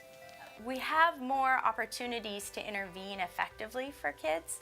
We have a menu of things that we can try to implement that we're really seeing work with these students. Butler is a community. It's not just a school. All kids matter. We make sure we get to build a positive relationship with all our kids so that they feel like there's a place here for them at Eddie. We want our students to feel like they're part of the community. Parents, thank you. I know your days are really busy, but I appreciate you being here to celebrate our Bulldogs with me. They're fabulous kids, and we're so thankful that you share them with us. Teachers, thank you for everything you do, for the time that you give our kids and to our families. We're so appreciative. Looking at the things we were already proud of that happened at our school, we knew that having common language, having children hear the same language every day, their parents reiterating that same language at home would give them a better chance of a consistent knowledge, not only in elementary, but following up to middle school and high school and beyond. We think of our students as citizens in society, so this is a foundation at this level to help them in the future. How is that not exciting? I'm excited about the focus on wellness because there's this all-encompassing viewpoint of every student counts, every staff member counts as far as wellness. Well, when you think of strategic goal 3, which really surrounds emotional wellness and mental health therapists and our PBIS coaches, now we're looking at tiered supports from a district and site perspective, making sure that foundationally we have schools that are safe and healthy for kids. The PBIS initiative is critical in this work. And Jason is receiving an award today for his positive behavior in the classroom. He is respectful, he is responsible, and congratulations, Jason. I've noticed a tremendous change in Jason. As being a single father, you know, it's tough. I have to be really hands-on with Jason also, you know, a little structured, you know, because he's a growing young man. When I first got here, it was kind of hard because I wasn't really familiar with the rules. As the year progressed, I got familiar, and Miss Beata talked to me, and I don't know what it was, but it just changed my whole attitude and vibe, and since then, I just had a positive attitude. Throughout the year, we have taught and retaught and practiced and repracticed and had those discussions about the importance of following those rules and expectations and why we follow those rules. He understands that we are here to help him and to guide him, and so he has now understood that those rules are in place for a reason. They talked to me all the time, and I could just tell that they cared about me. That's what makes me comfortable about Butler. He's on the right track. Everything that happens on a school site happens because of our relationships. So when we recalibrated as an entire school surrounding ensuring that we're consistently being positive, and when they made choices like we saw Jason making, we all worked to learn that that's an opportunity to re-teach a student, just as if we're learning to divide decimals, same thing. Kids now often are living at home under one set of expectations that are very, very different than what we have in our schools. We have to continually assess our environments and the individuals to try to make sure that we're creating an environment so that they can access learning. If a person feels safe, they can thrive. I think a good relationship where the teacher affirms with the student that they're not dumb for not knowing the curriculum and just like helping them, I think that's pretty solid. And so what I see is this honoring of the entire person, and I don't mean just student, I mean staff member, honoring of the entire person, that if we know those things, we can meet the needs of people where their needs are. My favorite part of the whole term is when the teachers tell us about themselves, because that just shows like I'm a human too, you know, like I care, you know, I mess up sometimes, and it just really shows that they want a relationship with us. And that makes us feel safe and cared for. Yeah. So what I also see are efforts by the district, and wisely so, to offer nonviolent crisis intervention, to offer suicide awareness trainings, to offer mandated reporter trainings. And those are all student-centered. Students with mood disorders, anxiety issues, depression, and things like that usually don't reach out to adults or socialize with their peers, and just knowing that an adult is there and cares about them can mean the world to them. They don't feel like they're alone. When we've had issues on campus where it's been a trauma-induced situation, the district also provides extra counselors if we need them, or extra MHTs if we need them. And that is something that's happened this year. I have seen there be much more of a integrated mental health awareness push. I'm hoping it continues. So we're really trying to work with our counseling department on balancing what can they do in partnership with administration, in partnership with our PBIS coordinator. Parents and guardians want their students to have as much coverage as possible. I had this teacher, and she didn't really address people by name a lot, but when she said my name, I was like, oh, you know my name. Like, even just saying your own name, like, it means a lot. We have this incredible opportunity, and we chose this profession. So we have a responsibility to be able to respond to those that need us. They might not need to meet a benchmark standard that day, but they need someone to know their name. They might not need to ace this test, but they might need someone to be aware that they are sad, that something's out of the ordinary, that they're not acting the same. The mission of the school district is to provide a learning environment that for all of our students allows each one of them to reach their greatest potential.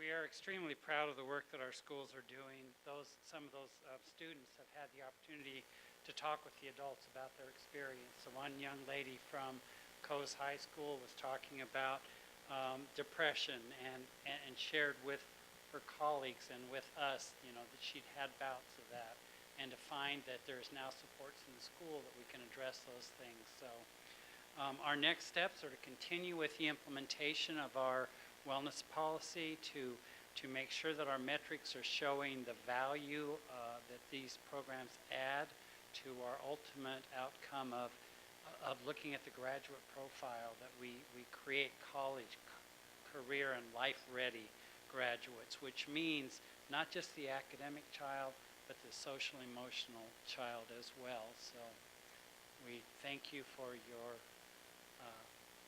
participation and would field any questions that you might have. Thank you, Bill. Questions from board members? Beth? I don't have any questions. Excellent presentation both days. Thank you very much. And I love these handouts, and I did go when I was reading my packet to the site. I think it's done very well. And I love that we support not only our students but our staff, because I think it's a whole family and they spend the whole day together, and I think that's a really important factor that, of course, we're here for our students, but that we are also here for our staff. So thank you very much for all your hard work. And the board policy does say that, you know, we have to look out for the wellness of our staff, because if they're stressed and feeling not supported, they're not at their best, just like any student or any other human being. Thank you. Okay, thank you. Chat?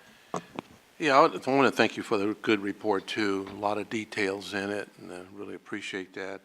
I guess the only question I had on some of the schools that are not showing results or positive results, how do you interface with them?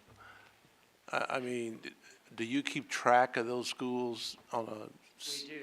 The schools know that we come out and we have another instrument besides the tiered fidelity is kind of a summary of the year. But we have a phases of implementation, which is a more sensitive measure to show that even though they've not reached that level of fidelity we'd like them to, this gives them the progress that they're making moving towards that target.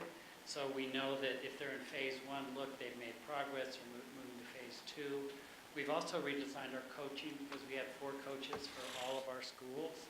And so we've looked and we're redesigning our behavior support specialists, and each coach behaviorist will now have approximately 5 schools, which they will focus on in a preventative manner and work with those schools in what they need to do to meet levels of fidelity and see those positive outcomes. Yeah, specifically suspensions, bullying.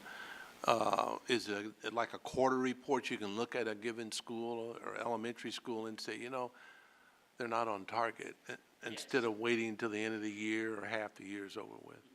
We have a system, we've had one that we developed in SysWeb, obviously that's going to Synergy, where we can go in and that's being transferred into the new systems, where we can look at, and this is what the schools are charged with doing, is looking at those trends of office referrals, suspensions, expulsions, time out of class, attendance rates, and they can generate those reports down to who are the students that we're having issues with, and then those are the kids they would look at. We need to provide them more support, less punitive discipline and more positive support so that they can stay in school and be engaged and achieve. So our reporting system is extremely detailed, down to how many office referrals have happened, which students it was.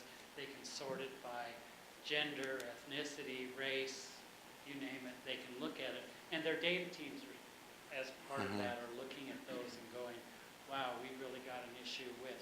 So we had a school that was looking at their data. As an example, it was they noticed a real uptick around 2 o'clock with their 5th graders, and this is the level of detail. They looked at 2 o'clock to see what was happening. At 2 o'clock, their 5th grade was showing a spike in discipline, and what they realized was it was at that time of the day the kids were transitioning between classes. So they were grouping kids at the 5th grade level, so they were going from one teacher to another, and during those transitions, they hadn't been well thought out, and so kids were acting up in those instruction time. So they went in, looked at that, tightened up the transitions and expectations of when you go from my class to Sally's class, here's our expectations, and saw an immediate drop in that. We also, in combination with Harriet Eddy, they looked at their data. They had a spike in discipline on one of their adjusted days because the kids didn't get to go to lunch until late afternoon, like 1 o'clock. And during that day, they saw a spike in their discipline. And when we looked at it, what we know is you get behavior when you're stressed or hungry or tired. So at that point, Michelle was in our DWILT meeting, Michelle Drake, and we worked, and the site principal stated this is a problem. And we immediately, with food services, Michelle said, we can come in and give you a nutrition break. So there's not that long period of time where kids are hungry and they become agitated, and they saw that discipline spike drop immediately. We can really hone in on it. Okay, thank you. Nancy? I just want to say I appreciate the work that you guys are doing. We all know worst case scenario, we don't want to lose any one of our students. And this being Mental Health Awareness Month, I thought it was very appropriate to just appreciate everything that you guys are doing. Thank you. Thank you, Tony.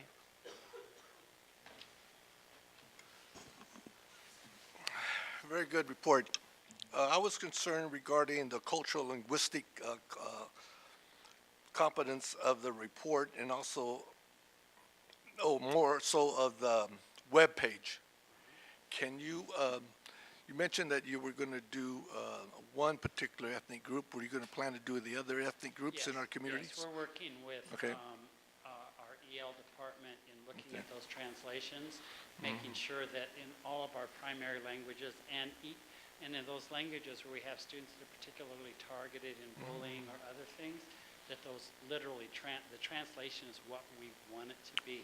So we are expanding that right now based on the Safe Place to Learn Act.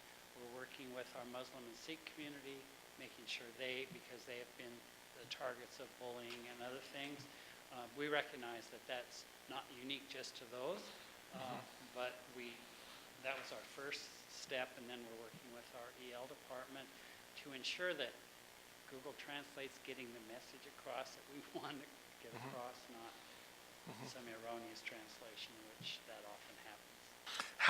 How will you pass this message to the disabled community?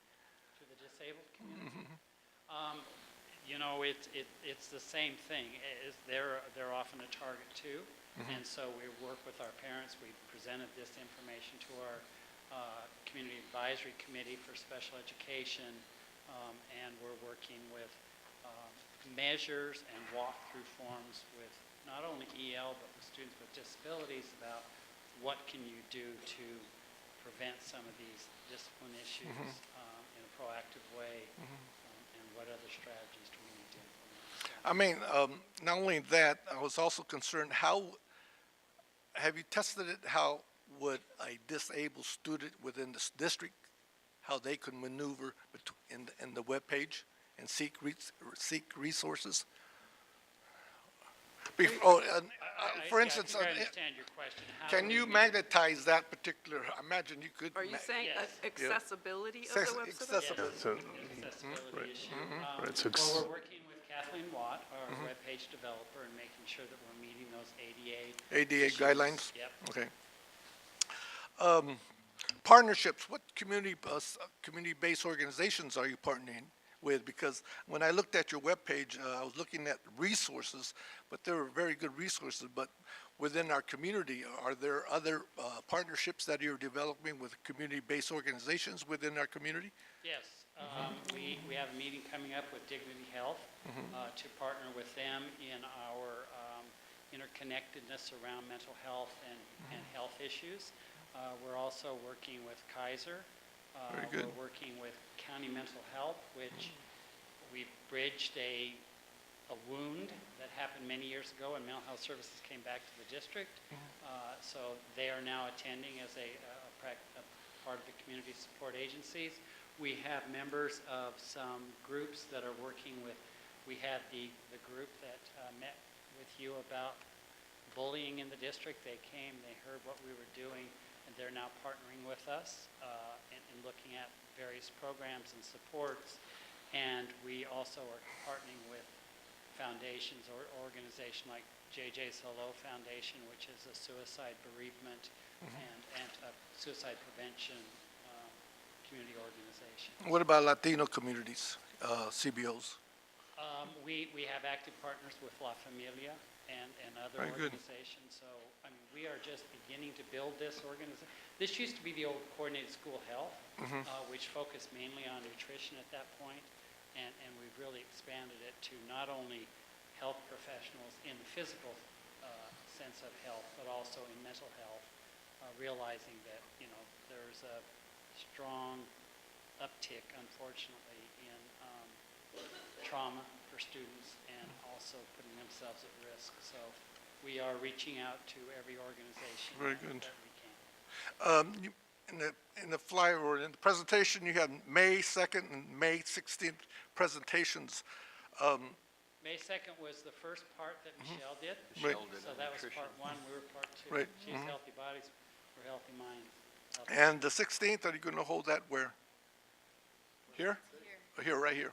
I mean, this place right here. Are you going to do anything like that in the community? That's what I We're working on that through our wellness advisory committee. I mean, Okay. obviously, as we've worked with schools, they tell us, you know, a lot of the things that happen in the community, and often we're unaware of it. So we're working with the Mac Road Partnership and other groups to provide us with a network of supporting each other. This happened in the community, how do we support the kiddies in school, how do we support the family? And my last question, how can we as board members help you in this objective? Give them money for more people. Just to continue the positive work you're doing in, number one, having PBIS, be safe, be respectful, be engaged in the Right. boardroom. We would also encourage that perhaps a board member could attend the District Wellness Advisory Committee. We sorely need a representative there to hear the community. We just had our last one for this year, and we had a doctorate student from Sac State that came and presented on Islamophobia and curriculum offerings that we can look at. We also are planning our kickoff next year with the Sikh community, so that would be great if we could get someone from the board to be a part of that committee. Okay, that's easy. But I mean, you think that you have adequate funding? Went beyond your last question. Well, that's a question that I would say that anybody that was asked that question would probably say we could always use more. More, right, great. But we are carefully using our resources, Right. and we are looking at the data to ensure that we are getting positive feedback for what we're investing. And we're looking at grants with our grant writer and other sources. Excellent. And LCAP, because this has a large impact. School on climate? Groups that are identified there. So Excellent. Thank you very much. Hey, Crystal. I would just like to say I appreciate the presentation, and I, as a counselor and in the counseling hat, I think the holistic approach is so important when we talk about a student, especially all of our students, whether it be personal, you know, academic focus, all of those elements intercorrelate with each other, and they're interconnected and affect the entire student and the family.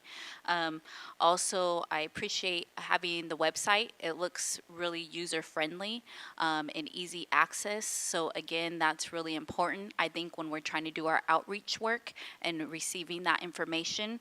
And then also additionally, I always go back to information or education for our parents regarding social media and tips. You know, again, we're in a position of education and where we're educating our community, but how can we work ways in regarding social media so the bullying doesn't occur? You know, how can we really kind of insert ourselves again, because that's a really I see as an avenue that leads to a lot of things: depression, suicide, and all of those other elements. So how can we prevent that, you know, from happening to our students? So again, I thank you for the work that you do, and I appreciate the presentation, and I think this is a really area that's very critical and vital for our entire community. we totally agree, and we are so thankful that our communication department and Xanthi are highlighting on the district's homepage. We've talked about when there are times of the year where mental health becomes a major issue, around holidays and the end of the year, pressures, and sometimes the start of the year. So we're going to be highlighting those. That's one reason we wanted to create videos, because they're accessible and they can explain. If we can't get somebody to us, they can at least have a resource to Very look good. at. Thank you. All right, Bill, I have two quick ones. First one, addressing disabilities again. Do you have any complications in the implementation of plan with respect to 504 that raises its heads with any regularity? I don't deal with 504s. That is a function of general ed, so therefore it lies with Dawn's department in Student Support and Health Services. Although because of similarities in Section 504 of the IDEA Special Education Act, I do talk with people about what those implications are. And that is a part of our work we're infusing into our equity, educational equity, to talk about why are there things like 504s, why are there IEPs, why do students need EL services, and that's kind of in our multi-tier systems of support, that those services are there to mitigate any circumstance that might prevent a student from achieving their maximum potential. So we are working across division in ed services, looking at how we bring educational equity to life, realizing that sometimes people think that, well, they say they're ADHD, anybody can go and get that, and they don't really need this. And no, if it's real and it's true, then we need to honor that and figure out how we're going to support those kids. But we're not seeing overly, are you in your office around 504 issues? Yeah, I had, in terms of my question, I had separated out 504 from IEP because we're dealing with a kid with a disability, but we're also generally dealing with two different kinds of kids, and they're presenting behaviors. Disabled under the federal. Under the federal law, they're all disabled, but from background, we're usually talking about a different kid when we look at behaviors, and so the question was do you see any regularity of complication with respect to the implementation of the PBIS support that we provide and kids who have 504s? I think PBIS is helping mitigate that because in the Tier 2 system, doesn't matter who you are, if you need supports there, and maybe it's attention or it's engagement, there's a tiered system of support to bring those kids and teach them what it means to be engaged, how to increase their motivation and understanding. So it really does. PBIS is another offset to those kind of issues that students and families face because of the systems of support built into it. All right. And with respect to MTSS, can you just briefly take us through the referral process with respect to the who and the how? So the multi-tiered system of support is just what it says. It's multiple tiers. And to me, it's really what defines equity in education is that if you think of a root system and that general ed is the main tree, there are a lot of roots that feed that to make sure that kids flourish. There's EL, there's special ed, there's 504, there's health services, there are all those things. And based on whatever it is that student needs to have an equal opportunity to achieve, that's what multi-tiered systems of support does. So if I need an extra dose of social skills learning, then I should be provided that through the appropriate system within our multi-tiered systems of support. So in my estimation, multi-tiered systems of support is really what education and some of the federal mandates are all about. It's like we have the mainstream and most kids are successful there, but there are some that need additional supports based on their language, a disability, trauma, all those different things. And those are the systems we put in place to mitigate those disadvantages. But we're just barely beginning that work in so many places, understanding that kids are coming to us that have lived in traumatic environments, and so they come to school, they're not ready to learn. They've basically been out on their own learning how to survive, and now we're going to say, come in, sit down, let's read this book. Well, that's completely foreign to them. To mitigate that, we need to give those kids an opportunity to learn what skills they need to be a good student, not say, oh, there's something wrong with you, and you must be ED, so let's put you in special ed. So the MTSS is really helping us with that. In fact, this year we've had several visits with schools and talked with them about, you know, this child came to kindergarten, they were there for an hour, and sure they were disruptive, but that does not mean they're ED. And when we looked and found out the data on the child, mom was homeless, the child never been to school a day in his life, they were homeless, and he just foraged around on his own. Comes into school, and they say, now sit down, be quiet, and listen. That's totally foreign to him. That doesn't mean you're ED. That means you've had some circumstances in your life that we need to assist you with getting past so you can be a student. Teach you those school readiness skills. Okay. So that's It what was I'm- good, Bill, yeah, it was good to hear that response. I think our people are sensitive with respect to the factors that influence a child's learning and the problems they come to school with, but hearing it articulated is good. Thank you. Thank you. Great report. Thank you.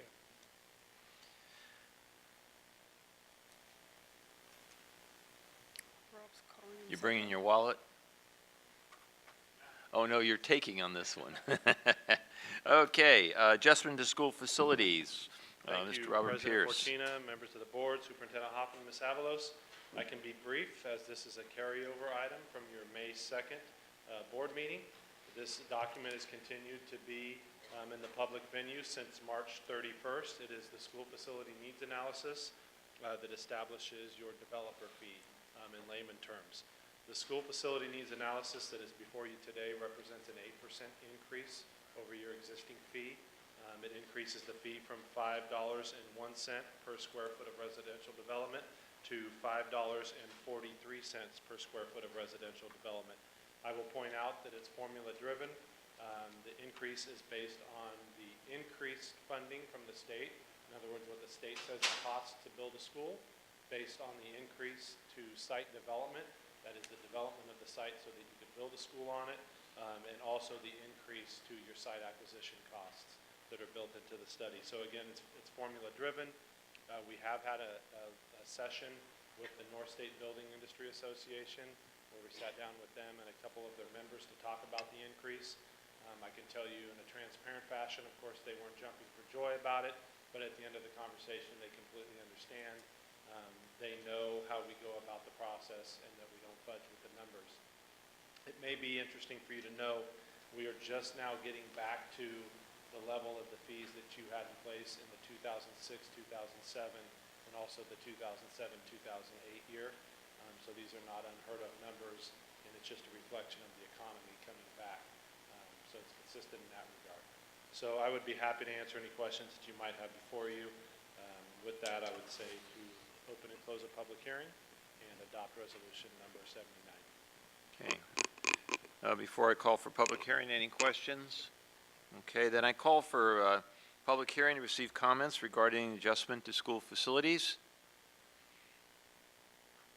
All right, hearing none, I close the public hearing. I call for a motion to adopt resolution number 79, approving the March 2017 school facilities needs analysis and the increased level 2 and level 3 funds for residential development. So moved. Moved by Ms. Espinoza, second by Mr. Perez. All in favor? Aye. Opposed? Hearing none, it's approved. Thank you. Okay, there are no discussion items tonight. Discussion action, we have grade 7-12 English literacy arts, English language development, core adoption, and I call on Ms. Anna Trinnell and Sherilyn Ewing also? Yep, okay. And Lori Bloomquist. Lori. Good evening, President Fortuna, members of the board, Superintendent Hoffman, and Ms. Avalos. Thank you for your time this evening as we bring some, once again, exciting information your way in relation to 712 ELA ELD core instructional materials. I'm going to pass it over now to Lorraine Blomquist, our program specialist for 712 ELA. Hello. So as with everything, we are going to anchor our adoption with E4 because we need all students learning every day in every classroom, every period. And here is where we are really connecting with our strategic goals. For an adoption, we're looking at the high-quality classroom instruction and curriculum. We're providing the curriculum that will meet the students' needs to be college, career, and life ready. The assessment is a huge piece of adoption that we look at because, especially with the work in our district with PLCs, we know that there's a cycle of instruction where we need to know what kids know to figure out where we go next to give them what they need. And then in conjunction with what Lisa and Bill were talking about with wellness, there is a wellness factor in adopting because we need to make sure that students have a way of accessing the curriculum, that there's an ongoing professional development piece to make sure that the classrooms are safe so that they can have access and that it's also culturally responsive. Is there a clicker? Oh.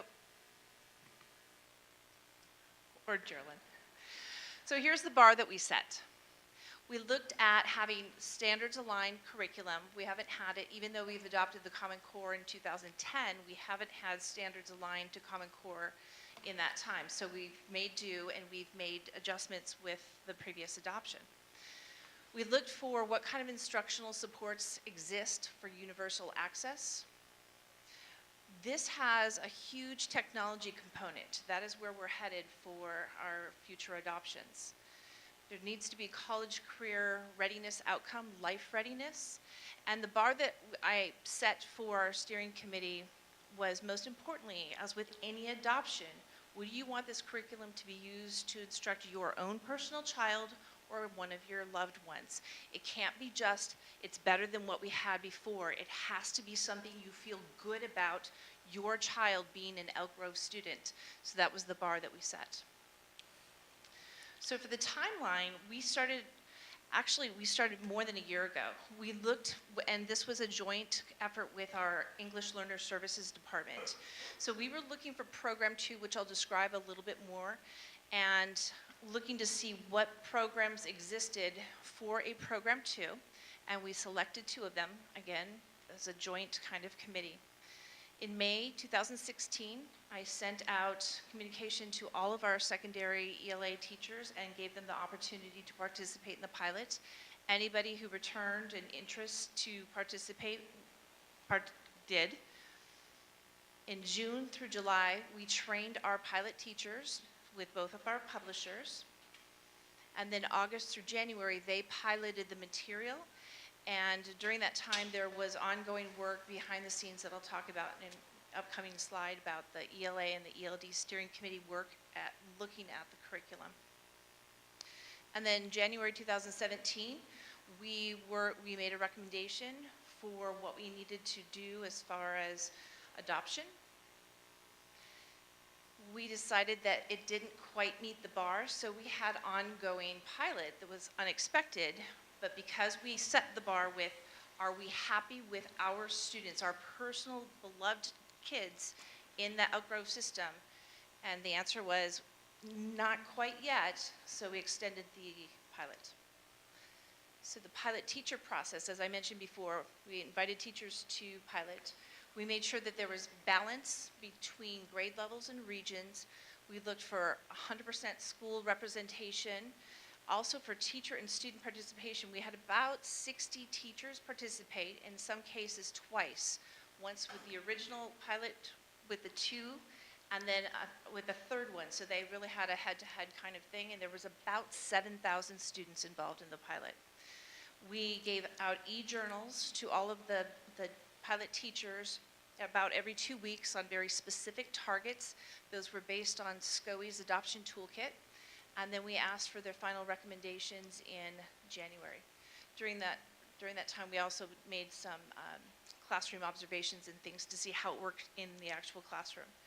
For the materials examination, this was the work of ELA and ELD steering. We looked very carefully, and I have the documentation here, of which you did not get a copy, but you can look at it. But everything is here. Common Core alignment, we looked for instructional supports. What were the resources for differentiation, not just for students who weren't up at grade level or needed support, but also for acceleration. The assessments, I already mentioned, connection to E4 was really important. Writing prompts and the writing process in the past has tended to be a real weak spot for ELA curriculum, and so we had a very, very specific look at that. We did standards trace. A blind review is where myself and a couple instructional coaches lifted specific standards-aligned questions, took off all the publisher information, and for key standards, we just gave it publisher A and publisher B to the steering committee. So in case there was any kind of bias, we took that away. We said which one of these sets of questions is more superior to the other. And we have, again, I have the pictorial evidence of all that, just to remove the bias to make sure that we were getting the very best possible curriculum. And then we looked specifically at integrated and designated ELD. And here's where Program 2 comes in.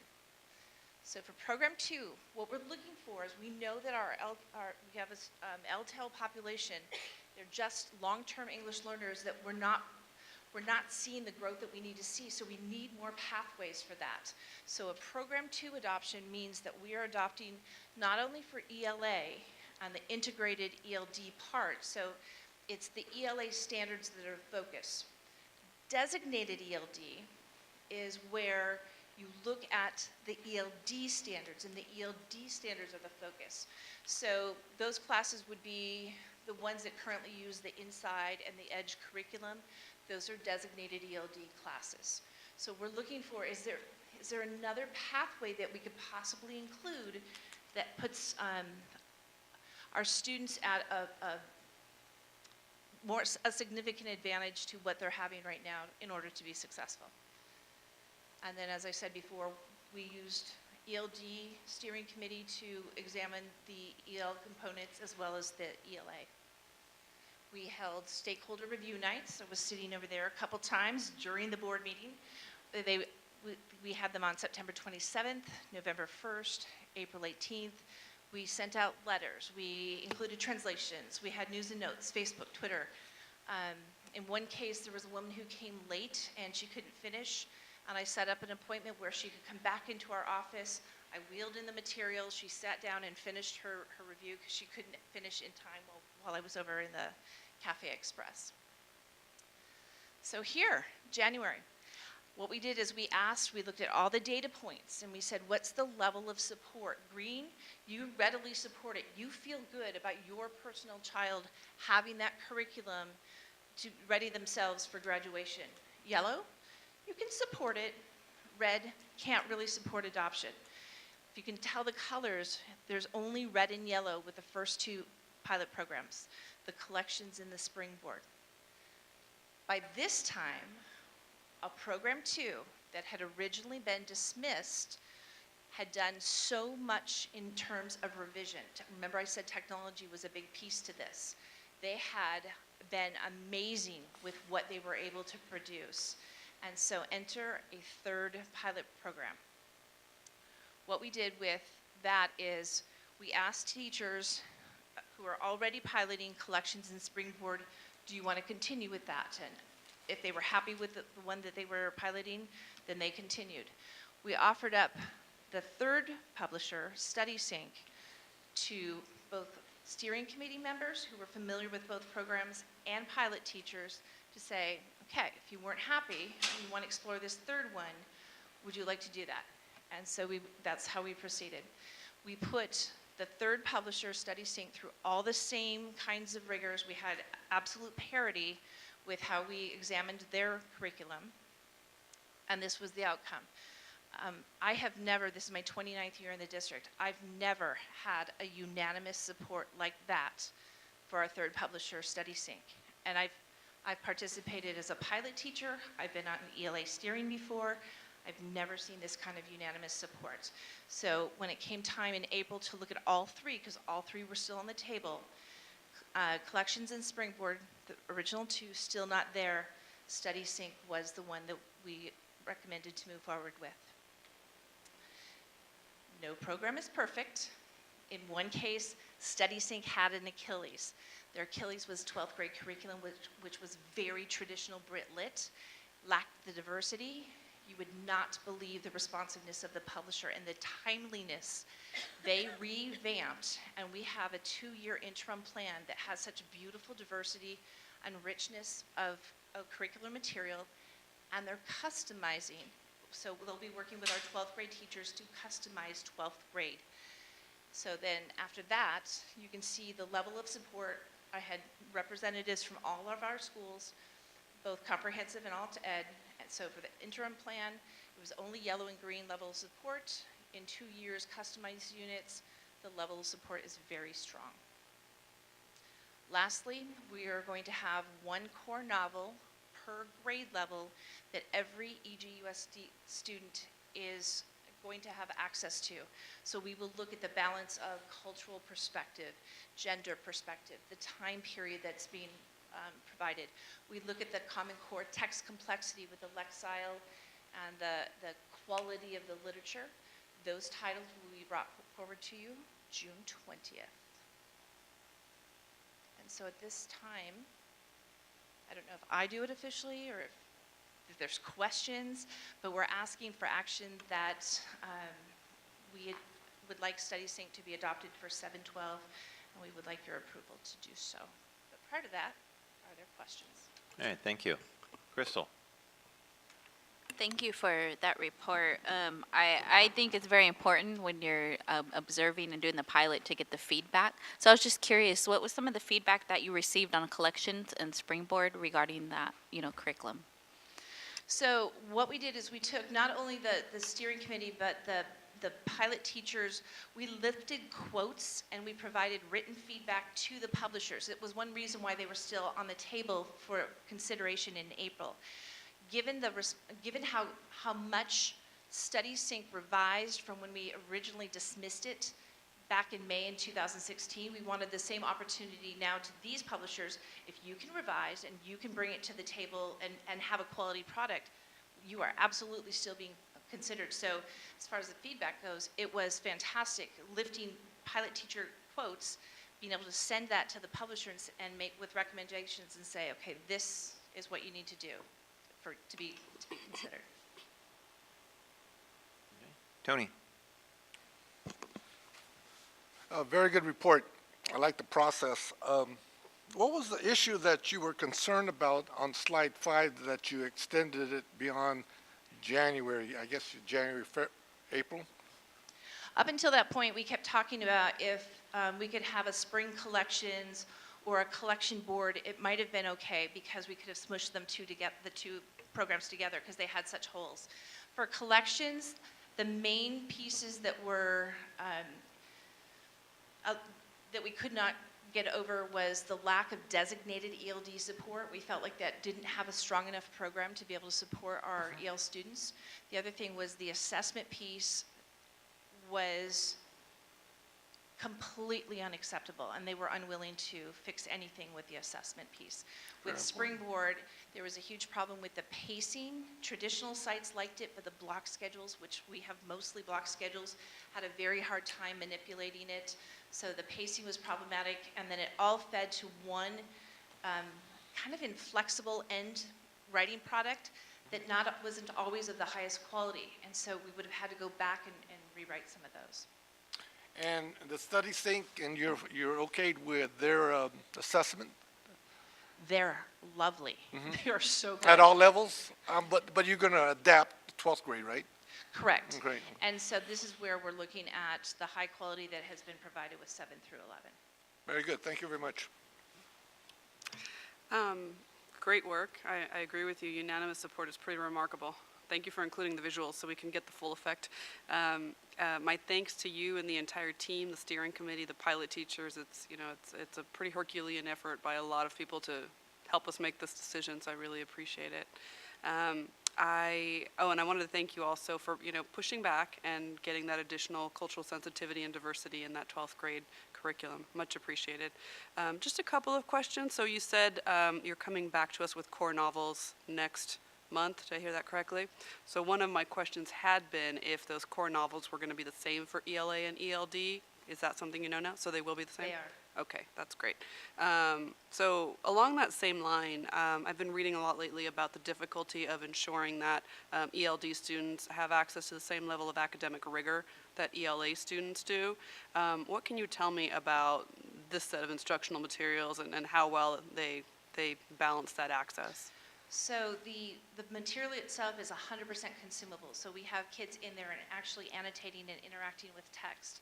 The text for ELD students, for the designated ELD, is exactly the same text. If I had it, I didn't think to bring a physical copy. In fact, here's better. This will explain it better. There's a student in one of our pilot teachers' classroom in the Sadai class. And he was looking at the third period students filing out, and he said to his teacher, Miss Bandy, do we have the same book that your third period has? And she said, yes. And there was this beaming smile. They have the same book. And so from the affective point, sometimes you've got kids who feel left out, and so that has been ameliorated. Mm-hmm. Thank you. Okay. Jen? Yeah, I don't have any questions except it's a wonderful report, and I was happy to see the technology part of it in there. I think that's going to be critical as we move forward with the technology piece that's in there.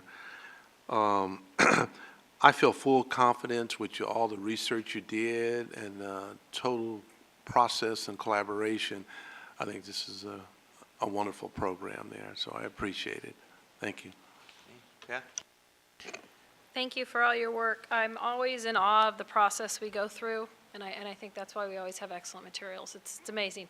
All three of my children were in the pilot program for 7th grade, where they were in one. So I think we are always struggling to make them better writers, and so I'm excited it has a great writing part. The things that stood out to me, ELD support, I think those are both keys, and I'm glad we held out to get the right thing. So congratulations. Thank you.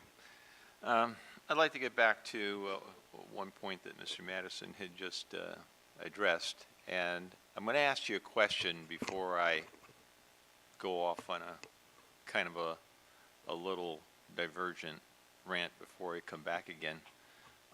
With respect to the enhanced technology learning, is that referencing hardware and software that will be utilized in order to facilitate the learning with the curriculum?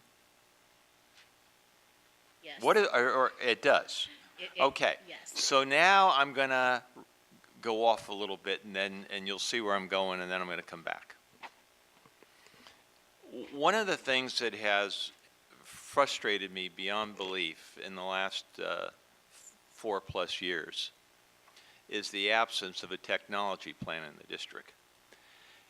But that technology plan follows along the line of an old saying, what comes first, the chicken or the egg? One of the problems with the development of a technology plan is in the lack of identification of what do we want kids to learn, how do we want to teach them, and what is it going to take to get there. And with respect to the technology piece, the what is it going to take to get there includes the hardware and the software. And if we don't identify the hardware and software and what the dollars are associated with the purchase of whatever it is that we need to have, we will never have a technology plan. So, what are you looking at doing, and how are you looking at doing it with respect to the technology piece? Thank you for that question. You'll recall about a month ago you took action to approve the purchase of a significant number of Chromebooks and carts. Mm-hmm. Those materials will be allocated across all of our schools. Is it sufficient in a 1-to-1 ratio for every student? We're not at that place currently, but we continue to move in that forward direction. The majority of teachers and students will have access to technology in the schoolhouse and also in their home. as students will be provided with the subscriptions to be used in both their classroom and home settings. So what I hear you say is that even though, from my recollection, we have never gone down the road of saying Chromebooks is the be-all and end-all in technology for learning in the classroom, and we have made that decision anyway? That's the road we're going down? And I'm not saying it's a bad road, but is that the road we're going down? That is the road we're on right now. What the device will be in 5 years, none of us can tell. What the device is right now, from a practical, can get the job done, and from a cost-effective, and from a plug-and-go. When you open up a Chromebook, it works. I mean, and Mr. Made will tell you the number of machines that we have today versus what we had 8 years ago, and his sleepless nights of what's going to happen when you open all those machines, and are they going to work with the network? And they just do. So they are currently, we have the conversation all the time, are we going to replace desktops moving forward? What the actual device is going to be, we're not going to be able to predict. The tool right now is a Chromebook. And if the tool is the Chromebook, when do we have a plan on the table that says this is what it's going to take to realistically provide for all of our kids on a more regular basis than they currently are used because of the lack of access that teachers have in their classroom? It gets back to numbers. I'd say the lack of access, I would pretty strongly disagree. We're actually at a point now where we're going to be tracking how many hours individual machines are actually fired up and being used. And we actually think we're at a spot where they're not being maximized with the number that we have currently. And Mr. May can go into the exact numbers, but the order that we just did with regards to secondary is significant. At the elementary sites, we have significant numbers. We're not one-to-one, and the cost to go along with one-to-one is that we're not there financially, but we're closing in. And I think just to add to that is when we were talking about this and we were involved obviously from the beginning on this, is we started talking about what was the right tool for the curriculum that was coming in place, and that's what was decided on. The Chromebooks were the right choice for what this curriculum needed. So that's where we decided to go with the Chromebooks. Will it change down the road? I wish I had that magic ball because the future is bright in the thing, but as we've talked about the number of devices we have out there right now, we have about, I'm going to say around 30,000 devices right now of Chromebooks out there. So we have plenty of access out there, and as what Mr. Hoffman's talked about is we are starting to get some good data on actual usage on there. So we chose the right tool for the job in this case, which is what we really want to be doing, is let's find where we want to go and get the tool to get there. I'll be very interested in seeing the data when it gets collected, because we have teachers in schools that are constantly on GoFundMe to purchase Chromebooks because they do not have access in their classrooms on a regular basis to implement programs they want to implement because of the lack of availability of Chromebooks. No, that would be mostly at the secondary level. That's not, I don't That's think, I'm and we talking just, in the secondary. purchase that we just did was a significant purchase at the secondary level. So it's one of the holes that we're filling right now. So again, the data will be very interesting, but I'm telling you, 30,000 machines with 63,000 kids, including kindergarten and first grade, 30,000 machines, 60,000 kids. And so, I mean, the number of machines, and that's not including desktop labs and other dedicated pieces to classrooms where they're doing high-end and a Chromebook won't do the work. So the number of machines versus the number of kids, we're not one-to-one, and the kids aren't walking around with one in their backpack. But the idea that kids don't on a regular basis have access, we're really close there. And there may be some teachers that want to go further, faster, that we haven't quite kept up with. But man, I'll tell you, this significant number of machines are available and being used on a daily basis. Mr. Hoffman, did you indicate that some are underutilized? That's a tracking piece that we're going to make sure, because we do not believe they're all on the network all the time. And so that's a piece we're actually going to be able to do with the new tracking piece, is to see how many hours those individual machines are actually fired up and in use on a daily basis. Because in many cases, you have a cart per 2 teachers, but the teachers aren't using, either one of those teachers are not using those carts half their day.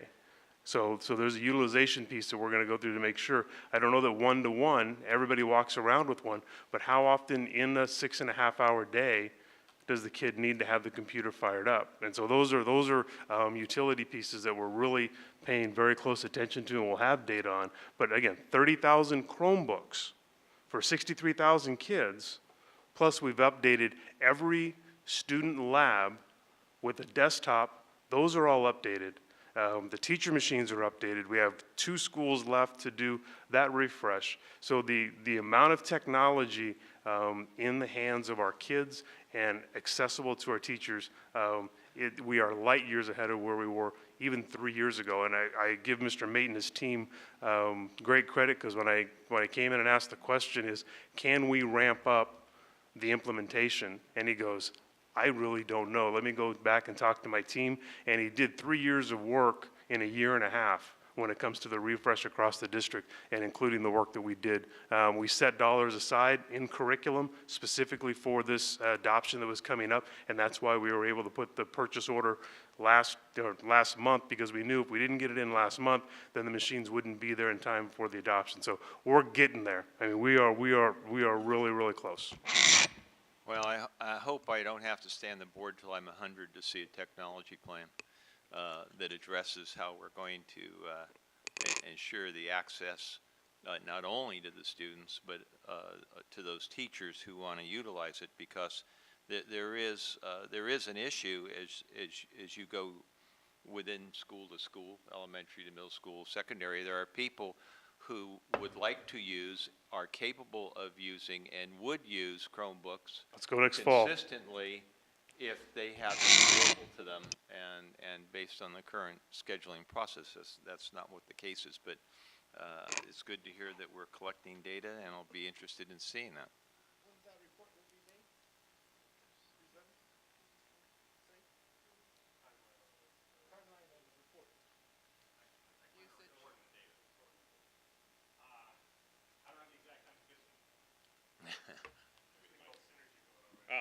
On the report of the data aspect of the Chromebooks, we're still trying to get it down to the site level. Right now, we have it just on an overall district, so we're trying to do our work to get it into the site level, and I don't have an exact ETA on that. We're working on the groups. We just have a couple other major projects we're trying to finish up first before we can really hammer into that. So I don't have an exact ETA on that. Thank you. Okay, I'd like to call for a motion to approve the recommended curriculum for grade 7, 12 English Language Arts, English Language Curriculum Adoption. Moved. Mr. Made second. All in favor? Aye. Any opposed? Okay, hearing none, it's approved. Thank you. Thank you very much. Phenomenal job. Thank you very much. All right, no action items. Any board members' reports, committee report? Oh, did I skip one? I'm sorry. Yeah, I wrote my questions across that one, and and there's nothing more important to do right now but this one. Shannon. Level 2 funding priorities, 2017-2018.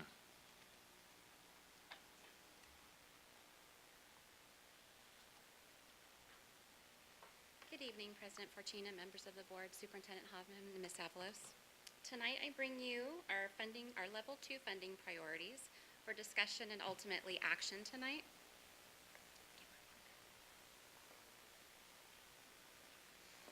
So tonight we're going to look at the factors we use developing the budget. We'll look at our second interim for the unrestricted general fund multi-year projection. We'll look at what was approved for level 1 and the impact for our multi-year. We'll also look at the level 2, and we broke them into 2 different options for your review and consideration.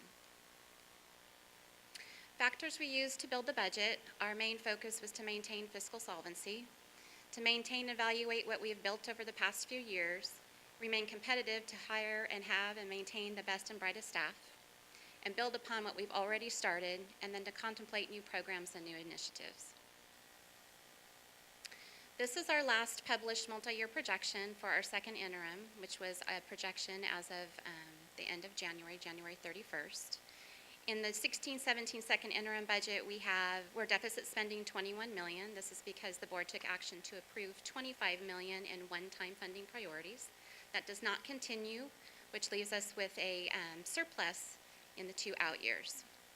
In the 2017-18 January budget, as we reported to you back in March, Governor slashed it pretty dramatically for us. So the 13 million we were proposing in ongoing revenue dropped to 6.2. At that point in time, he had included 2.8 in one-time money. The May revision was given to us via a press conference with the governor. It was interesting. I can tell you that the one-time monies that we thought we were going to receive in January has been kicked down the road. We probably will not see those monies until May of 2019. There are increased dollars. He is closing the gap, and our COLA has increased slightly. For us, the gap closure, we're at 96%. Currently in our multi-year projection, he's proposing to close the gap to 97%. We're estimating a few million dollars with that calculation. We're waiting to go to the May revision workshop with school services tomorrow, so we'll get the details of the implementation of the COLA and the gap closure. So it's not a simple calculation, unfortunately. But we do think there will be a little bit of new money, which is why we're here tonight to have this conversation. To remind the board, March 1st, you did take action to approve $6 million in one-time funding priorities. The reason we brought this to you for approval back in March was because these one-time priorities had staff attached to them. We did not want to lay them off. We do value these programs. We did want to make them ongoing, but now is not the time in order to maintain our fiscal status. Of the $6 million, it is important to note that $4.5 million is going and is counting towards our supplemental concentration target. If we didn't continue those, we would, as a district, have to go find another $4.5 million in existing expenditures to qualify towards supplemental and concentration. And we don't really have that right now.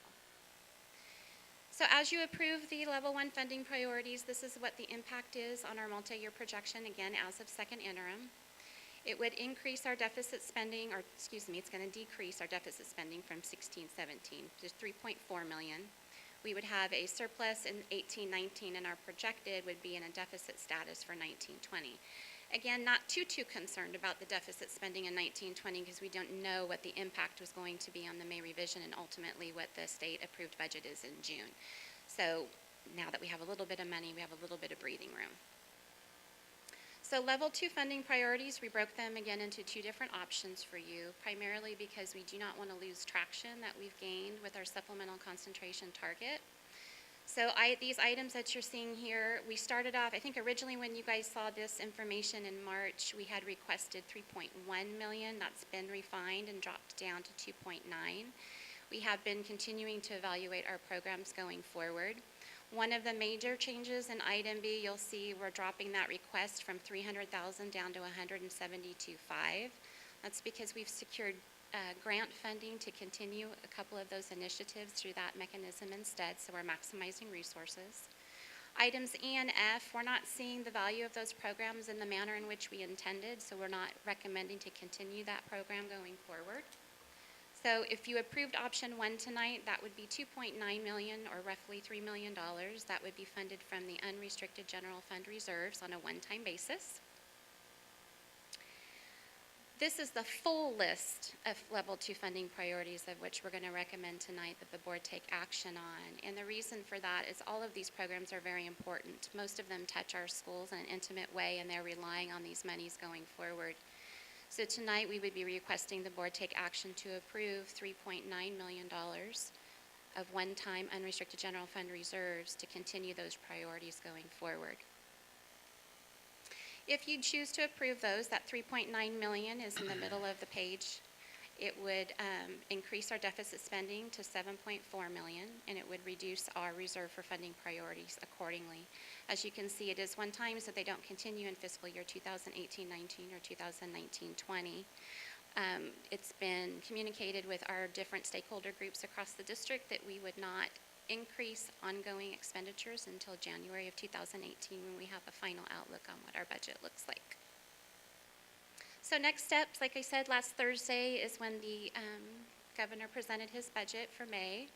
We have the May Revise Workshop with school services. A number of staff will be attending that tomorrow. We have our adopted budget, which will be presented to you at a public hearing and then for approval on June 27th, along with our LCAP.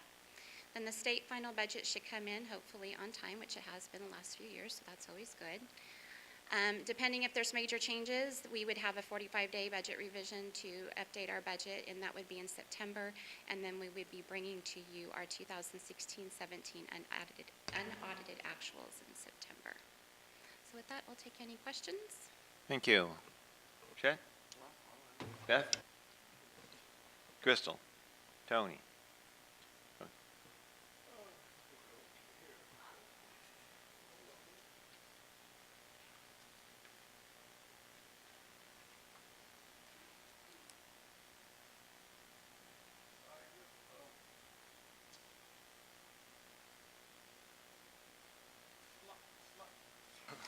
Slide number 6 regarding, no.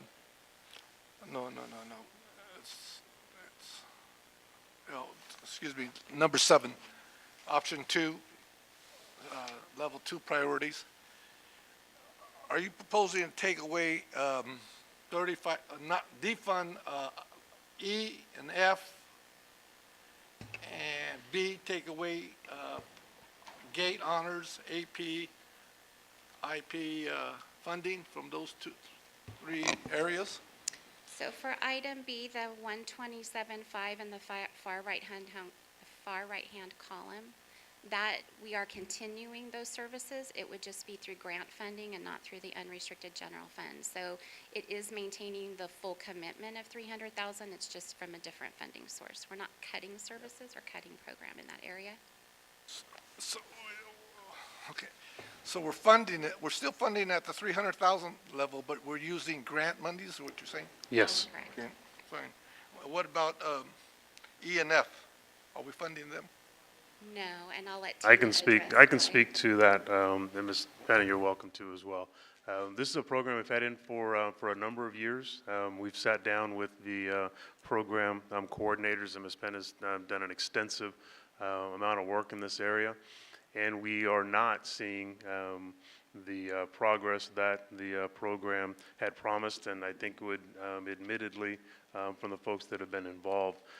There is one component within it that has been, that we do believe has been successful, and believe it or not, it's actually called success. And so Mrs. Penn is actually working with this particular person within this grouping, and we're going to have an opportunity for this person to be in contact, direct contact with principals, because we do think there's a way to fund that program. It's relatively inexpensive, but does provide a worthwhile process. So I'll let Ms. Penn talk to it.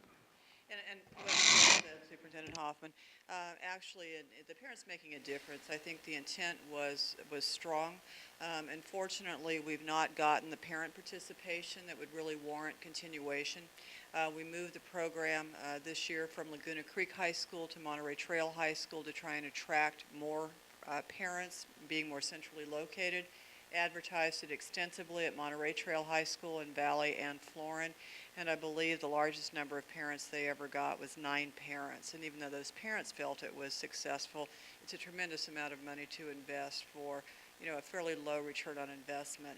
And even Dr. Fortune, who is the one who presented it, understood that despite everyone's best efforts, it really wasn't having the impact that we wanted it to.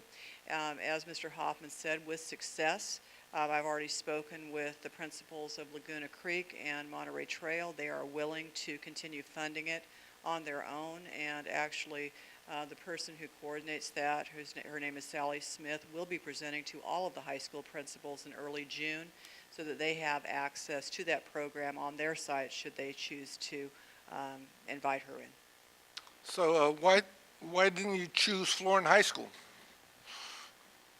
We were looking for a central location, and Florin, we actually worked with the principal to try and advertise the program as we did with the Valley principal. Obviously, Monterey is in close proximity to both Florin and Valley, and we were trying to maximize access for parents. Oh, I see. So So is this like a tri-high school program or what now? Are you talking about success, or are you talking about parents making a difference? Parents making Okay. difference, Because it went with the Parents Making a Difference program. So it began at Laguna, which is where PMAD, or Parents Making a Difference, started, and then it transitioned to Monterey as a complement to the Parents Making a Difference. Well, I know Monterey has a very good parent engagement. I don't know what they have over there. They do a good job about that. I commend you on doing that. Okay. You gave us another document. I guess it's 2017 budget development profile or proposed level 1 and 2 funding priorities. Hold on. It's document number 2 of our are you going to speak to that tonight? Document the 2017-18 MYP. That's So this, not the presentation. You get we're in our what? so the same information that you were, no. It's a, Yeah, what is the slide number, Tony? oh, it's in the slide.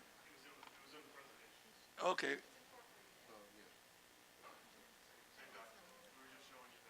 Okay. Okay. Is this one in the slide too? Okay. Let me get back over there. What slide number is that then? Can you show on the multi-year projection slide? Oh, shoot. I don't know what I did. I don't know. I just opened up. What? The one that's on the screen. Not. No, this one. This is the one that it has 2017-18. It's one document down. It's 5:30 at the 5:21 p.m. that you sent us in our board package on the agenda. So there was two pieces of paper. It was attachment A. 3 documents that's on our, okay. There was an attachment A and an attachment B.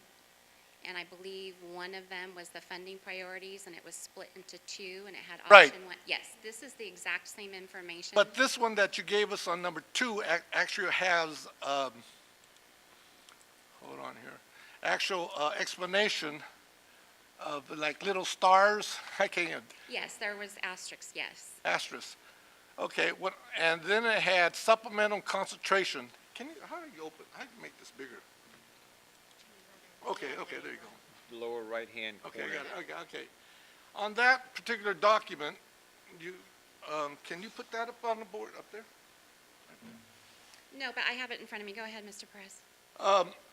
For instance, you have supplemental concentration fundings like then stars like A, B, D, E, G, and H. Correct. Okay, and those stand for 2015-16 one-time funding priority continuing in 2016-17 as one time.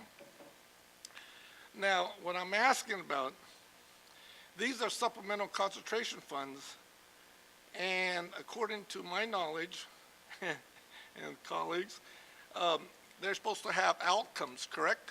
That's correct. And I haven't received outcomes of professional development. That's the issue I'm concerned about. G, we spent $1,300,000 on professional development. Mr. Cerruti's actually gone into great detail about the processes we use. I have not seen any outcomes regarding these expenditures.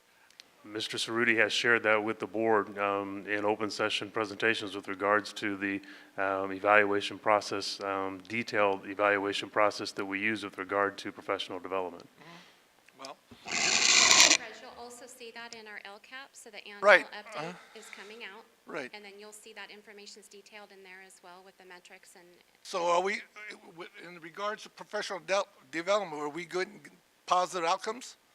I don't have the specific stuff in front of me to know line by line what the outcomes were, but they're all delineated in there. When we built the LCAP, you guys allowed us to, and gave direction that we could include these items in the LCAP, because if we pulled them out, it changed the whole formatting and all of the work that had been done in the LCAP. So they're still there, and staff has been working. I've been working with Mark, because I do the financial side, obviously, but there are metrics for every single one of those items that are in our LCAP. Everything that's mentioned as supplemental concentration is also delineated in the LCAP. I support option 2, all levels 2 priorities, but yet the issue I have with the budget, when we spent items A, B, C, D, E, and F, all the way to H, we're spending this money district-wide, correct? But the resources are going to the school Got a question. sites. Or what? Those resources, so the Avid materials don't sit here at the district office. They're supplies that are in our schools. The Gate Honors AP, those are supplemental materials. They are the PSAT for all. They're not things that are sitting in a cabinet here at the district office. My They're things that question are, was- they're things that are in our schools. Yes, but my question is, we're spending this money district-wide at every high school, every junior high, every elementary? It depends on the individual item. You have to speak to which item, because there's different, Improve Your Tomorrow isn't at every place. Let's use G, professional development, 1,300,000. Correct. We're spending that district-wide. That's for staff across the district, yes. Training. Correct. Okay. What about parent engagement? Across the district. Parent engagement is provided to individual school sites, Right. and School in our district? every has school in nothing our to that? district, received an allocation with regards to parent engagement, that the individual school sites made decisions about. They created a plan. That plan went to our leaders, Ms. Penna and Ms. Cherry, and there were plans that were developed. Now, we're evaluating that to see if that's the best way to use the dollars moving forward, but that's how they've been used up to this point. Okay, and H, site augmentation, what That's is- money that goes directly to school sites based on the number of students that qualify underneath the formula that we use for identifying students that are unduplicated count students. Those are dollars that go directly to the schools. Those schools make the decisions about how those dollars are going to be spent at their individual schools. So those are supplemental concentration funds? Those are supplemental, no, those are actually outside of supplemental concentration. Those are federal dollars. No, I want to be clear. So they're not, the monies that come to us from the state do not come in buckets of basic and supplemental concentration. We receive total dollars. How we classify them and how we show that the achievement and that those monies are going to those subgroups of students, school sites are specifically asked to fill out plans where they have to identify a needs analysis. They have to determine what's the best use of funds and how they're going to measure that. So specifically to item H, the formula that was derived was based on a free and reduced lunch count. But the school sites had to meet with school site council. They had to engage school site council and do a needs analysis in order to expend those funds. And then they're reviewed and approved here at district office. So it's not a dollar for dollar with supplemental concentration because the monies don't come to us that way. We can classify it as a supplemental concentration expenditure to show that we're increasing student achievement through our LCAP. So that's the difference. Well, it's within the supplemental concentration column, and it has a Y, which refers to, yes, it's supplemental concentration monies. Right, those are 300 monies that are 814. those are dollars above the base dollars that school sites get. Right. So that the school sites identify what the needs of their kids are at their school sites, and the schools make the plans. They have to be based on needs analysis. They have to be based on best practices, and then those get approved. But these dollars, there's a perception that these dollars are all staying at the district level. These dollars are going directly to the school sites, and the school sites are making decisions through the process on how those dollars could be most effectively used at the school site. They're not staying at the district level. Your perception is that they're staying at the district level. These are services that are actually happening at our school sites. So every school within our district could apply for those funds? It's not an application. There's a funding formula that we use for distributing those. Okay, so any school in our district could submit a plan? They have to? They have Right? to submit their plan in order to expend the So funds. each school site, if we're talking about item H All right. specifically, all schools in our district other than charter and adult school receive those funds Okay. with the And expectation to fill out a plan in order to use them. so as of today, do we have a breakdown of those monies, where they're going? Or after we approve this? Yes. We're going to have a breakdown of which elementary school applied for those monies and those We funding? know which school site received and what the value they received, There- yes. They do not apply for them. The formula's put in place, and those dollars are distributed to the sites. It's not an application process. Well, you mentioned they applied for it. Nobody said they applied. You said they applied. They do not apply. What? They don't apply for the funds that are allocated to them. They then work on develop a plan in terms of their use of the dollars. They don't have to apply to get the dollars. My question was, I asked if can any school within our school district apply for those funds? They do not apply for them. Why? Okay, okay, good, okay. These are basic fundamental questions. You know, we've gone over this Thank you very much. many times. Okay, I just have, I don't have any questions. I have two comments for the record. You had made a comment that we're receiving increased dollars, and I just want to make a comment that's not synonymous with being made whole. Oh, no, The we state were not owes made us a lot of money. Yes. Okay. And the governor was So- very clear in his press Yeah. conference that we are not whole. No. We are a little bit better than January, and January was lower than what he projected in June. Right. So yes, we So are not whole. I just wanted to make that That is comment. correct. And then the second one, I just want to make the comment in terms of being on the record, and that is that as we look at the option two, all level two priorities, that the non-supplemental concentration identified programs and services equal less than $1 million. That is That's just a correct. comment. It's not a lot of money when we look at total budget, and we know that tens of thousands of children are receiving services with that less than $1 million. That is So, correct. Mr. President?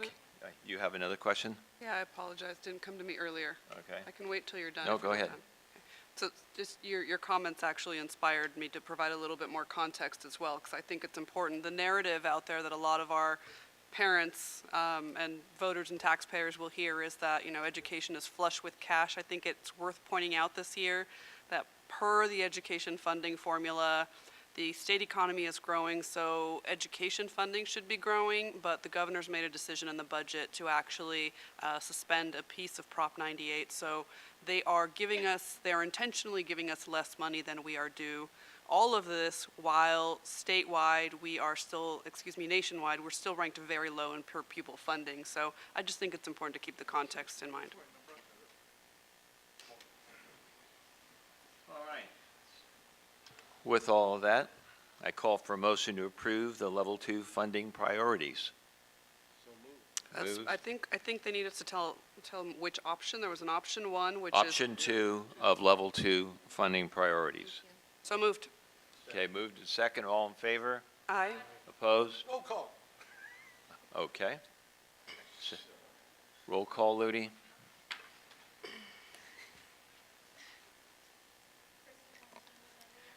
Aye. Aye. Aye. Carmine Fortuna, Aye. Chip Madison. Beth Albiani. It is approved. Okay. Thank you. Other items from the floor? Hearing none, the meeting stands adjourned. Thank you.